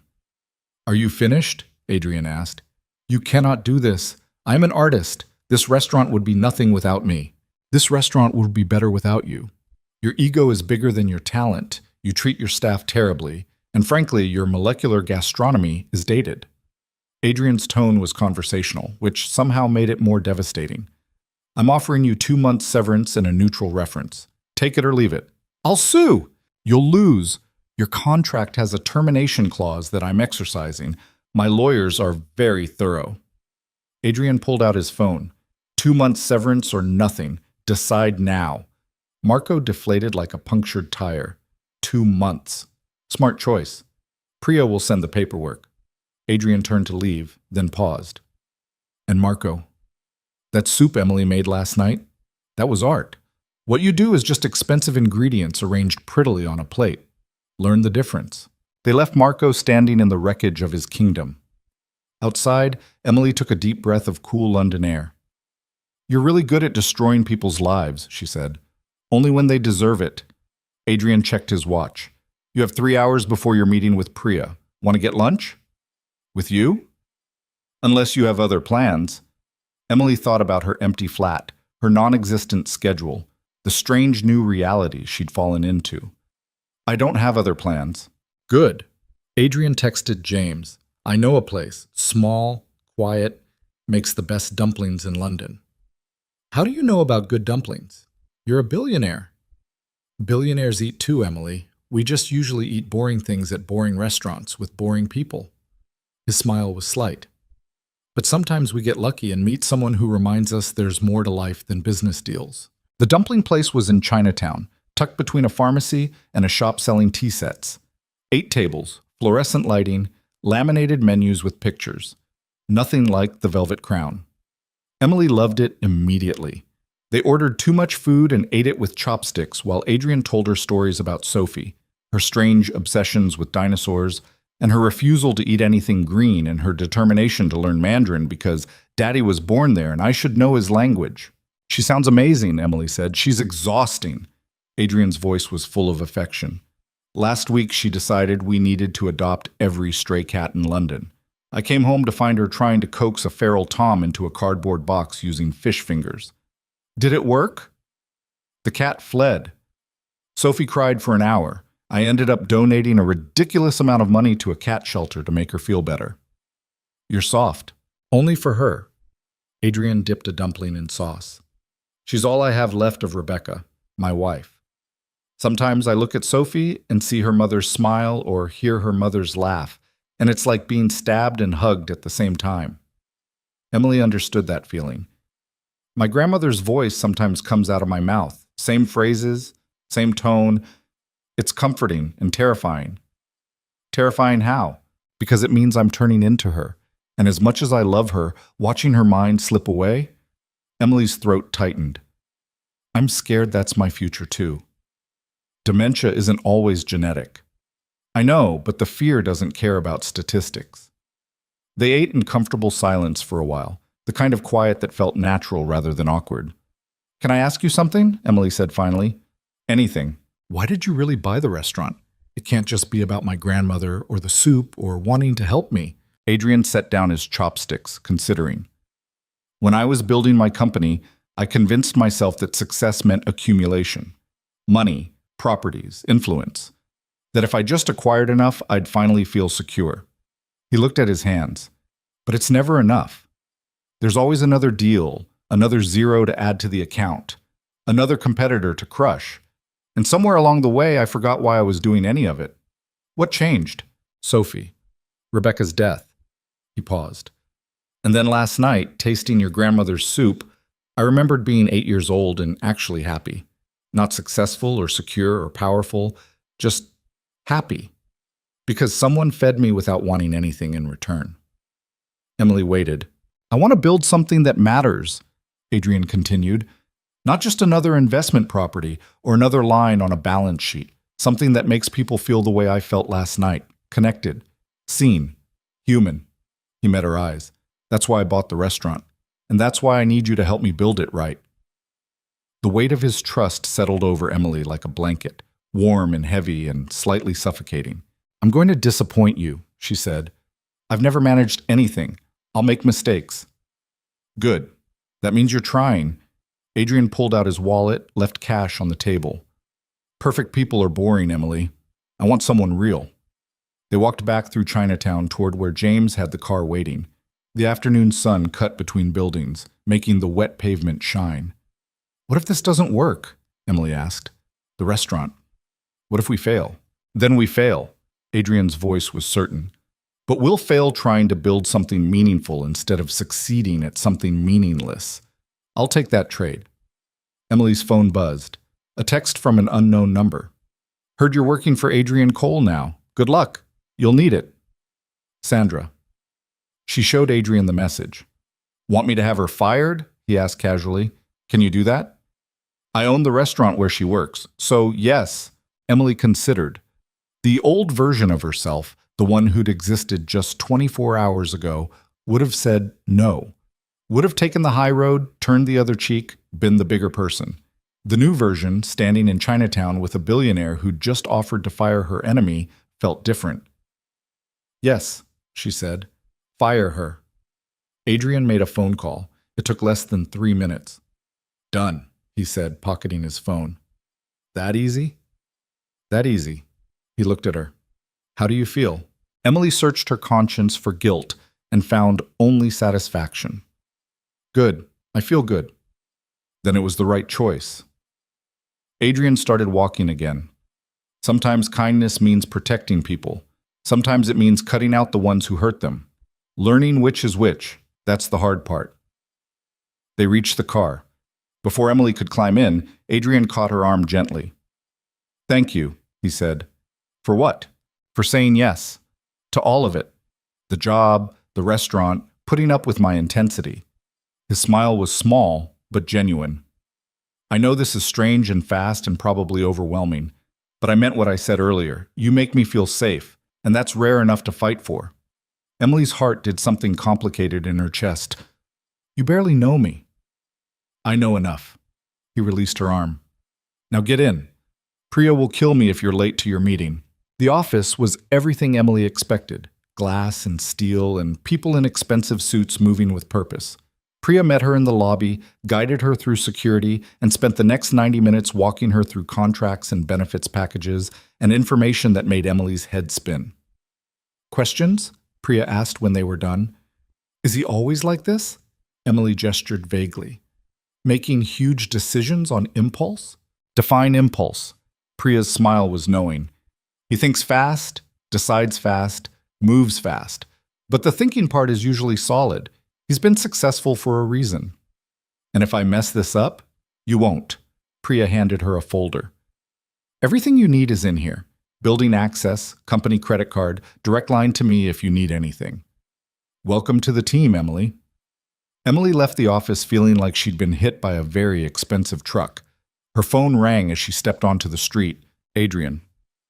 How'd it go? He asked. I signed my life away to a corporation. My corporation. There's a difference. She could hear the smile in his voice. Listen, I need to handle some things tonight, but tomorrow morning I want you at the restaurant. We're meeting with the architect at 8. That's early. That's construction hours. Get used to it. He paused.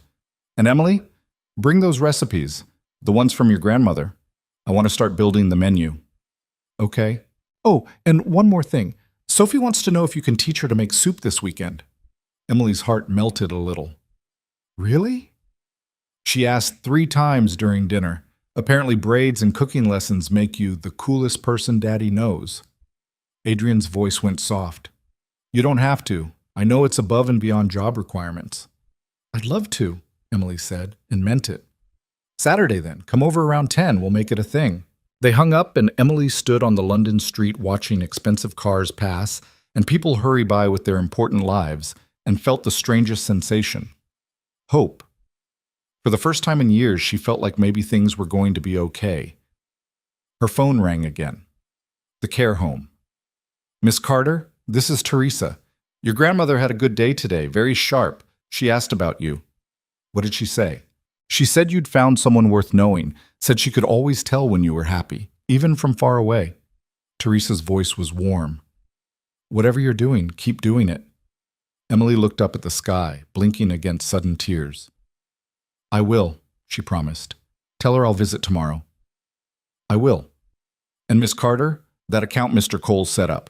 I've never seen anything like it. Your grandmother is set for as long as she needs. I know. You're very lucky. Emily thought about soup and braids and second chances.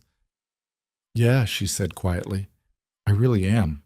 The next 3 weeks blurred together in a chaos of construction dust, recipe testing, and learning to navigate Adrian's world. Emily showed up at the restaurant every morning at 7:30, armed with coffee and her grandmother's recipes scribbled in a worn notebook. The architect, a cheerful woman named Diane, who wore hard hats like fashion statements, had embraced Emily's vision with enthusiasm that bordered on manic. Open kitchen? Yes, Diane had practically shouted during their first meeting. Natural light, intimate spaces, honest materials. This is what restaurants should be, not these cold minimalist boxes everyone's building. The demolition started on a Tuesday. Emily watched workers tear down the wall between kitchen and dining room, exposing brick and beams that hadn't seen daylight in decades. Adrian stood beside her, hands in his pockets, looking more relaxed than she'd ever seen him. Second thoughts? He asked. Constantly. Emily watched another section of wall come down. But mostly about whether I'm qualified to make these decisions. You're the most qualified person I know. You actually care about what we're building. Caring doesn't equal competence. Doesn't exclude it either. Adrian checked his phone. I have to take this. Don't let them touch the bar area until I get back. He walked outside, already talking to whoever was on the other end. Emily turned back to the controlled destruction, trying to see the finished restaurant through the dust and debris. Marcus appeared at her elbow. She'd hired him as kitchen manager after learning he'd been the only person at the Velvet Crown who'd stood up for her when Damien was on his rampage. He'd cried when she offered him the position. The new stove arrives Thursday, he said, consulting his tablet. And I've been interviewing line cooks. Found 3 who understand the fusion concept without trying to make it weird. Define weird. One guy wanted to make fortune cookie ice cream. Marcus's expression was pained. I explained that wasn't the direction we were going. Emily laughed despite herself. Good call. Also your grandmother's noodle recipe? I've been practicing. Want to try my latest attempt? They walked to the temporary kitchen setup in what used to be the wine cellar. Marcus had transformed it into a surprisingly functional workspace, complete with a portable stove and meticulously organized ingredients. He pulled noodles with competent hands. Not as good as Emily, but decent. The technique was right, even if the execution needed work. Better, Emily said, tasting the result. The dough needs more rest time, though, and you're stretching too fast. Let the gluten relax between pulls. See, this is why I need you here. YouTube videos only teach so much. Marcus made a note. Can you show me again tomorrow? Every day until you get it right. That's what I like about you, boss. You're patient. Boss. The title still felt foreign. Adrian returned looking frustrated. Patterson wants to move our meeting up. I told him no. Why? Emily asked. I can handle things here. Because Saturday is soup day with Sophie, and I'm not missing that. Adrian's jaw was set. Patterson can wait. Something warm bloomed in Emily's chest at the casual way he prioritized his daughter and her. How is Sophie? She'd seen the little girl twice since that first breakfast. Brief encounters when Adrian brought her by the restaurant after school. Sophie had declared the construction super cool and asked if she could wear a hard hat. Excited about Saturday, won't stop talking about learning to make noodles. Adrian smiled slightly. Fair warning, she's going to ask you a million questions. I can handle questions. These are 7-year-old questions, like why is soup wet, and can we make rainbow noodles, and do I have a boyfriend? Emily choked on air. What? She asked me last night if you were my girlfriend. Apparently Mrs. Chen mentioned you're around a lot. Adrian looked embarrassed. I told her we're friends and business partners. She asked what the difference was between a friend and a girlfriend. That conversation spiraled into territory I wasn't prepared for. What did you say? That it's complicated and she should ask me again when she's 30. He ran a hand through his hair. Parenting is just making things up as you go and hoping you don't cause too much therapy later. Emily thought about her own childhood, the group homes, the social workers, the well-meaning adults who'd tried to explain why her mother wasn't coming back. You're doing fine, she said. Sophie knows she's loved. That's what matters. You sound certain. I am. I've seen you with her. The way you dropped everything to deliver her lunch, how you carry extra hair ties in your pocket, that you know she likes her sandwiches cut diagonally. Emily met his eyes. Those aren't things you do if you're failing. Adrian was quiet for a moment. Thank you. For what? For seeing that. Most people just see the billionaire who throws money at problems. Most people are idiots. His laugh was genuine and surprised. Remind me to put that on your business cards. The week continued its frantic pace. Emily interviewed potential servers, tested recipes until her kitchen at home smelled permanently of ginger and star anise, and learned to read construction blueprints without her eyes crossing. She visited her grandmother twice, finding May lucid one day and lost the next. The consistency of Adrian's care payments meant Emily could focus on the visits themselves rather than panicking about bills. Thursday brought the new stove, a massive commercial range that took 6 men to install. Emily stood watching, mentally calculating cooking times and burner configurations. It's beautiful, Marcus said reverently. It's a stove. It's a 6-burner jade range with a griddle top and dual ovens. That's like the Bentley of stoves. Emily thought about Adrian's actual Bentley sitting in the parking lot. He has a type. Rich people always do. But at least he bought us the good stuff. Marcus ran his hand along the stainless steel. Some owners would have gone cheap on equipment and expensive on decor. Cole did the opposite. It was true. Adrian had approved every equipment request without question while pushing back on decorative elements that seemed frivolous. The restaurant was shaping up to be functional first, beautiful second. He gets it, Emily said. Gets what? That the food matters more than the Instagram background. Marcus grinned. You two are kind of perfect for each other. The business partnership, I mean, he added quickly. Not like, romantically. Not that there'd be anything wrong with that. I'm going to stop talking now. Emily's face heated. Good plan. But Marcus's words stuck with her through the afternoon. She and Adrian did work well together, his big-picture vision balancing her detail-oriented execution, his confidence supporting her moments of doubt. They'd fallen into an easy rhythm of communication, often finishing each other's sentences or solving problems in tandem without needing long explanations. It felt natural in a way Emily hadn't experienced before. Friday evening, Adrian found her in what would eventually be the noodle prep kitchen, practicing pulls for the 100th time. You're still here, he said. Wanted to get this right before I teach Sophie tomorrow. It looks right to me. The texture's off, too elastic in the middle, not enough on the ends.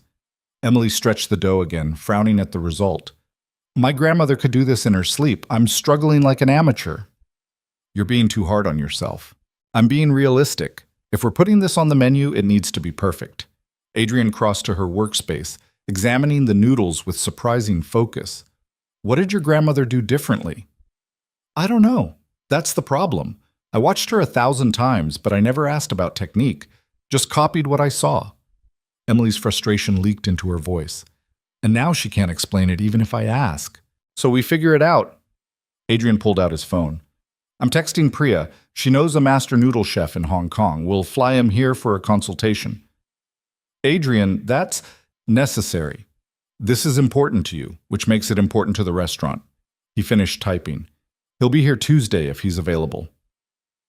Emily wanted to argue about the extravagance, the unnecessary expense, the fact that Adrian kept solving her problems with money and connections. Instead, she said, Thank you. Stop thanking me. We're partners. He pocketed his phone. Now go home and sleep. Tomorrow's going to be chaos. Sophie's 7. How chaotic can it be? Adrian's smile was knowing. You have no idea. Saturday morning arrived with unseasonable sunshine and Emily's nerves jangling like alarm bells.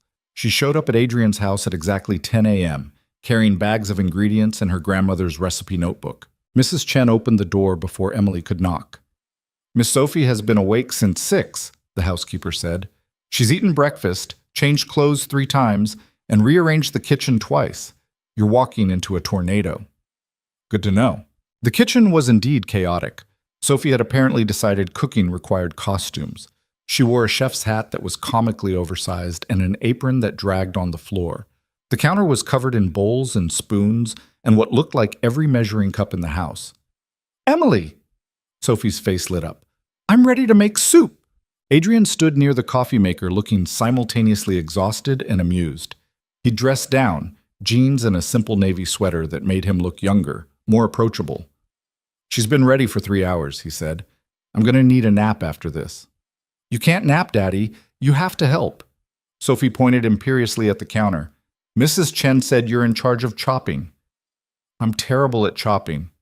"Then you'll learn. That's what Emily says. Everyone can learn if they try." Adrian shot Emily a look that said, "See what you've started?" Emily bit back a smile and set down her bags. "Okay, team, first rule of cooking, clean workspace. Sophie, can you help me clear some of this?" They spent the next 20 minutes organizing, with Sophie providing running commentary on every item and its importance. The measuring cups were crucial for precision. The wooden spoon was lucky because Grandma Chen gave it to me. The ceramic bowl with the chip was special because Mommy used to make cookies in it. Adrian's expression went soft and pained at that last one. Emily caught his eye, silently asking if this was okay. He nodded. They started with this broth, the foundation of everything. Emily walked Sophie through selecting vegetables, explaining why certain combinations worked while others didn't. "But why can't we use carrots?" Sophie asked. "We can, but in this soup we want clear, clean flavors. Carrots are sweet and would change the whole balance."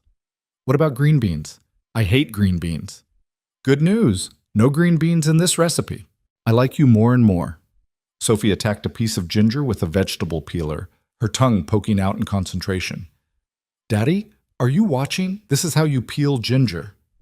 Adrian was indeed watching, his phone forgotten on the counter. "I see that." "You need to practice. Emily says practice makes better." "Not perfect?" Adrian asked. "Perfect is boring." Sophie repeated Emily's words from earlier in the week with absolute conviction. "Better is more interesting."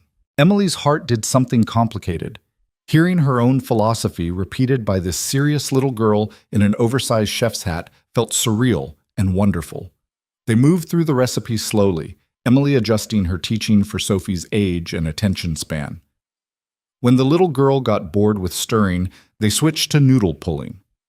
When she grew frustrated with the technique, they took a break for cookies that Mrs. Chen had thoughtfully prepared.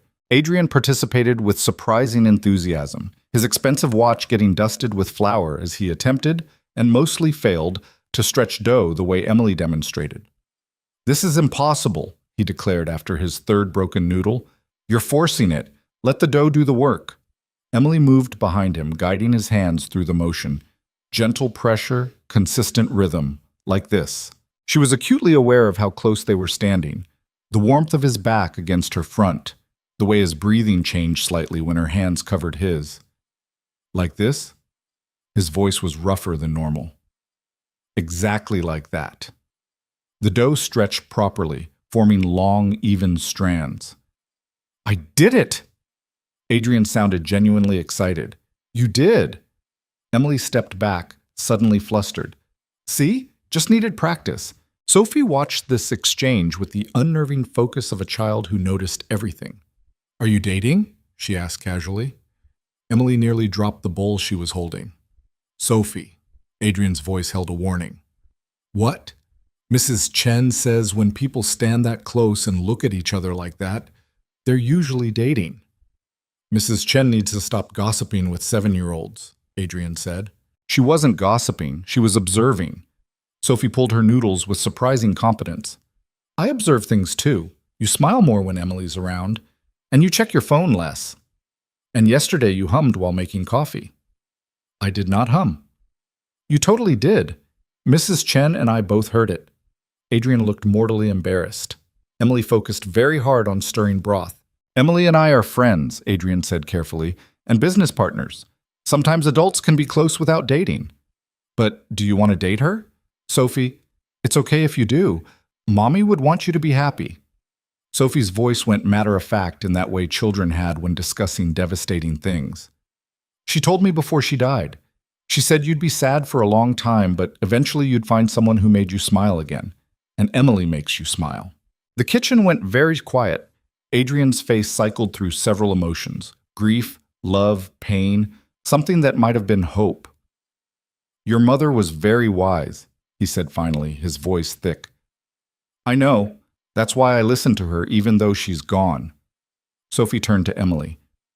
Do you like my daddy? Emily's throat was tight. I do. Very much. Good. He needs someone to like him besides me and Mrs. Chen. He gets lonely. Sophie, that's enough, Adrian said gently. But it's true. I know, but some things are private. Sophie considered this, then shrugged. Okay, can we put the noodles in now? I want to taste them. The moment passed, but the weight of it lingered. They finished the soup together, Sophie chattering about school and friends, and a boy named Timothy who tried to kiss her at recess. I kicked him and got sent to the principal's office, but it was worth it. When the soup was finally ready, they sat at the kitchen island, all three of them plus Mrs. Chen, who'd been commandeered by Sophie, and tasted their creation. Sophie took a careful slurp, her face serious. Then she broke into the biggest smile Emily had seen from her. It's perfect. Not perfect, Emily corrected, but pretty good for a first try. It tastes like the soup you made Daddy at the restaurant, the one that made him cry. I didn't cry, Adrian protested. You totally did. Your eyes got all wet, and you did that thing where you pretend to cough, but you're actually hiding feelings. Adrian looked at Emily helplessly. She's perceptive, Emily said. She's terrifying. I'm right here, Sophie pointed out. And I'm not terrifying. I'm observant. There's a difference. They ate soup and talked about everything and nothing. Sophie's upcoming science project, Mrs. Chen's plans to visit her daughter in Manchester, Adrian's ongoing battle with a competitor who kept trying to poach his best architect. Emily felt something she hadn't experienced in years: belonging. This wasn't her family, wasn't her kitchen, wasn't her life. But sitting here eating soup she'd taught a 7-year-old to make while her father watched with soft eyes, and their housekeeper offered gentle commentary, Emily felt like maybe she could belong somewhere. The feeling was terrifying and wonderful in equal measure. After lunch, Sophie insisted on showing Emily her room, an explosion of books and art supplies and dinosaur figurines that somehow made perfect sense. This is my favorite, Sophie said, holding up a stuffed triceratops. Mommy gave it to me for my 5th birthday. It's very cool. Do you have a favorite stuffed animal? I did. A rabbit my grandmother made me when I was little. I called him Mr. Ears. What happened to him? Lost him when we moved after my mother died. I was 12. Never found him again. Sophie's face went solemn. That's really sad. It was. But I still remember him, so in a way he's not really lost. That's a good way to think about it. Sophie set down the triceratops carefully. I think about my mommy like that. She's gone, but I remember her, so she's still kind of here. Emily's eyes stung. Exactly like that. They sat on Sophie's bed for a while, talking about loss and memory and the strange mathematics of grief. Emily was struck by how mature this little girl was, how she'd been forced to understand death and absence at an age when most kids only worried about homework and playground politics. Downstairs, Adrian was loading the dishwasher when Emily returned. Where's Sophie? He asked. Organizing her rock collection. Apparently she's preparing for the science project. That'll keep her busy for hours. Adrian closed the dishwasher. Thank you for today. This meant a lot to her. It meant a lot to me too. Adrian leaned against the counter, studying her. She asked you about Rebecca. She did. I hope that's okay. More than okay. She doesn't talk about her mother with most people. Too worried about making them uncomfortable. His smile was sad. But she trusts you. I lost my mother young too. Maybe she senses that. Maybe? Adrian was quiet for a moment. What Sophie said earlier, about me being lonely, about you making me smile. I know that was awkward. Adrian, you don't have to. Let me finish. He took a breath. She's not wrong. I have been lonely for years. I convinced myself it was fine, that I had Sophie and work, and that was enough. But then you showed up and made me soup, and suddenly I remembered what it felt like to connect with someone. Emily's heart was hammering. What are you saying? I'm saying I don't know. I'm saying this is complicated and we work together and you have every right to tell me to back off. Adrian ran a hand through his hair. I'm saying that when you stood behind me helping with the noodles today, I forgot to breathe. And when Sophie asked if we were dating, part of me wanted to say yes, even though we're not, because maybe I want us to be. The confession hung between them. Emily's mind raced through 1,000 responses, practical objections, emotional fears, all the reasons this was a terrible idea. What came out was, I want that too. Adrian's expression shifted from nervous to something else entirely. Yeah? Yeah. Even though it's complicated and we work together and I have no idea what I'm doing. We'll figure it out, together. That's a terrible plan. All my best plans are terrible. Adrian pushed off from the counter, crossed the space between them. Is this okay? He was close enough that Emily could see gold flecks in his dark eyes, count the faint lines at their corners. This is okay, she whispered. Adrian kissed her like he did everything else, with complete focus and intensity that made the rest of the world disappear. His hands cupped her face gently, reverently, like she was something precious he was afraid to break. Emily's hands found his shoulders, steadying herself against the dizzying rush of feeling. When they finally broke apart, Adrian rested his forehead against hers. I'm going to do this wrong, he said quietly. I'm going to work too much and forget important things and be awkward about feelings. Rebecca used to joke that I approached emotions like business negotiations. I'm going to overthink everything and panic about being good enough and probably try to run away at least twice. Emily's laugh was shaky. We're both disasters, matching disasters. Is that a good foundation for a relationship? Better than pretending to be perfect. Adrian pulled back slightly. We take this slow. We're honest when it's hard. We protect Sophie above everything else. And the restaurant? We keep it professional at work. No one needs to know unless we decide we want them to. His thumb traced her cheekbone. Sound okay? Sounds terrifying. Good terrifying or bad terrifying? Emily thought about soup and braids and the way Sophie had smiled when the noodles came out right. Thought about Adrian's hand shaking as he ate her grandmother's recipe. The way he'd knelt beside May's wheelchair. How he'd defended Emily without hesitation. Good terrifying, she decided. Adrian kissed her again, softer this time, sweeter. Daddy! Emily! Come look at my rocks! They broke apart, slightly flustered. We're coming, Adrian called back. Then, quieter, this stays between us for now? Definitely. They found Sophie in the living room with what appeared to be every rock she'd ever collected spread across the floor in elaborate patterns. It's a geological timeline, she announced proudly. See, these are sedimentary, these are igneous, and these are metamorphic. I learned the words from a book.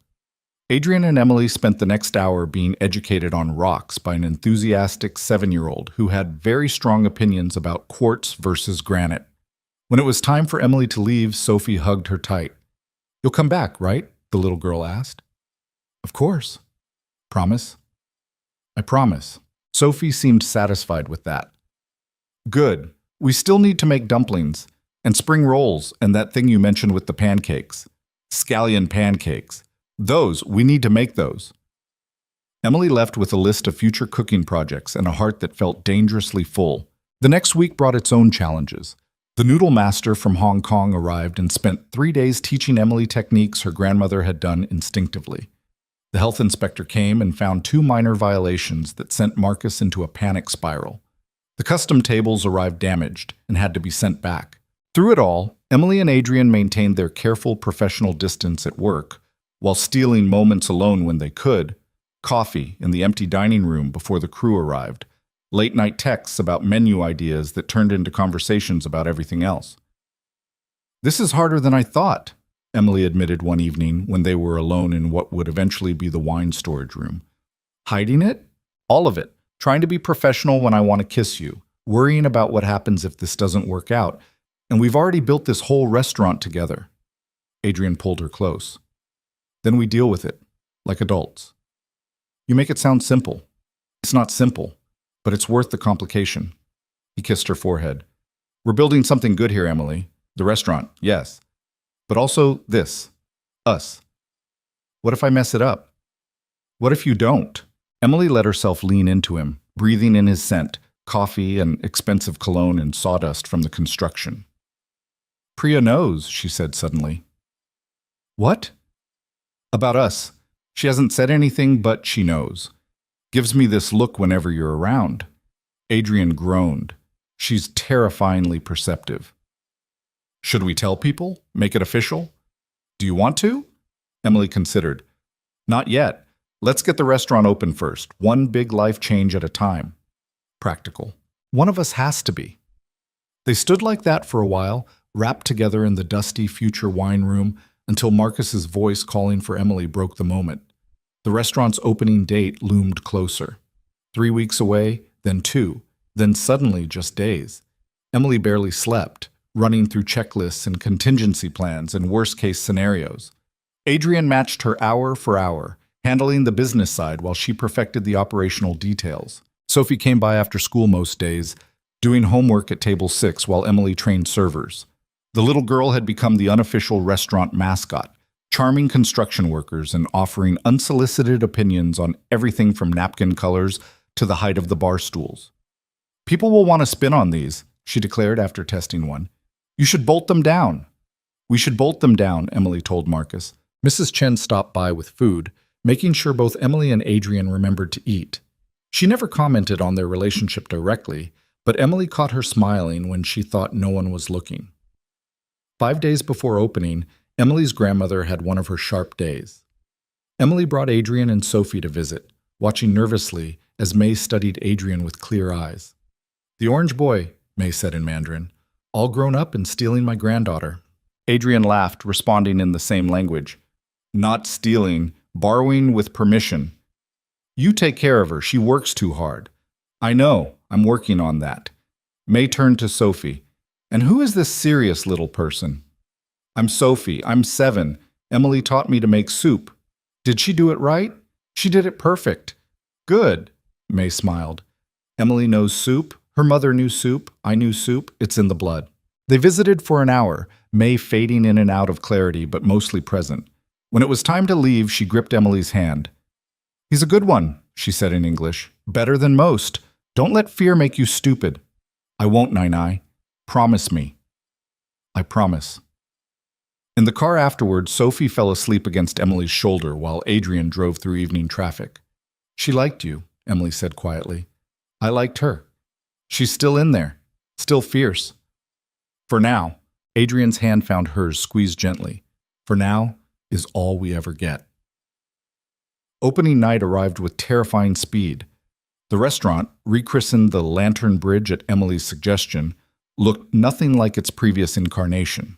Light poured through tall windows. The open kitchen gleamed.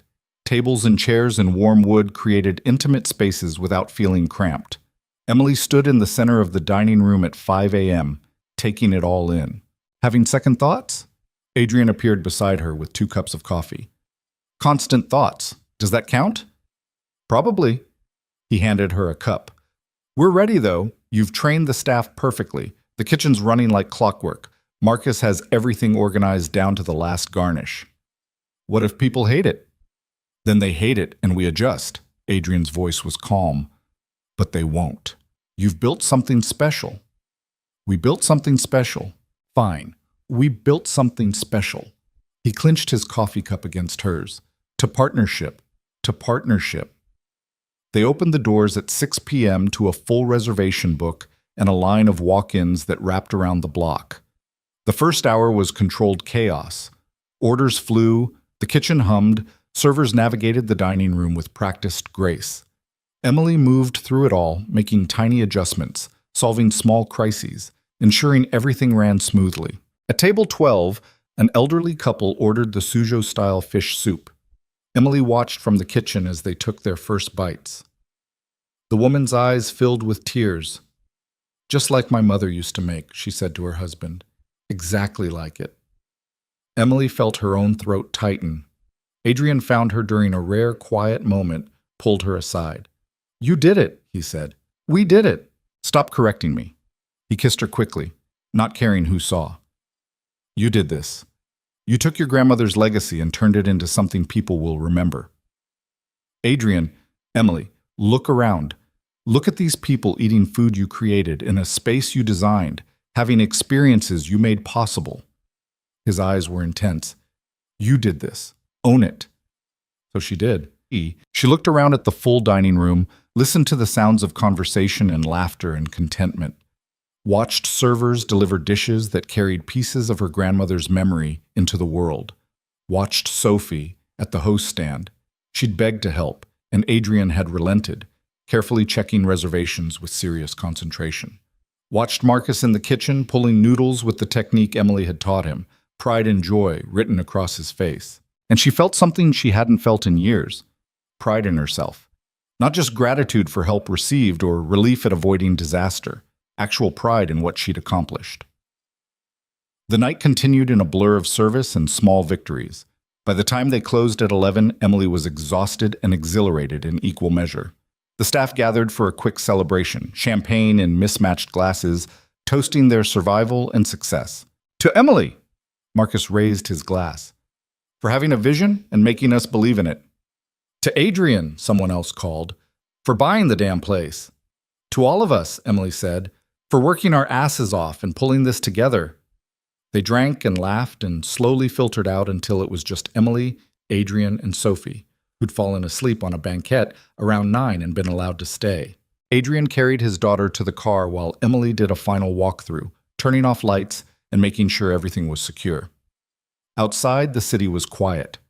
The sign above the door, the lantern bridge and elegant script glowed softly against the dark. Adrian returned, finding Emily standing on the sidewalk staring up at it. "What are you thinking?" he asked. "That I can't believe this is real, that any of this is real." "It's real." He wrapped an arm around her shoulders. "We're real." "Are we telling people now? About us? Do you want to?" Emily thought about it, about hiding and protecting and all the careful distance they'd maintained. "Yes," she decided. "I want people to know." "Then they'll know." Adrian kissed the top of her head. "Tomorrow. Tonight, let's just be tired and proud and relieved we didn't burn the place down." "That's a low bar." "I'm feeling generous." They stood there for a while, watching occasional cars pass, breathing in the cool night air. "My grandmother would have loved this," Emily said quietly. "She does love it, in the ways that matter." "How do you figure?" "Because part of her lives in every dish we serve. Every soup, every noodle, every recipe you remember." Adrian's voice was gentle. "People think legacy is about monuments or money, but it's really about the parts of ourselves we pass on, the things we teach, the kindness we show. Your grandmother's legacy is feeding people, and you're carrying that forward." Emily leaned into him, letting the weight of the day settle into her bones. "Thank you," she whispered. "For what?"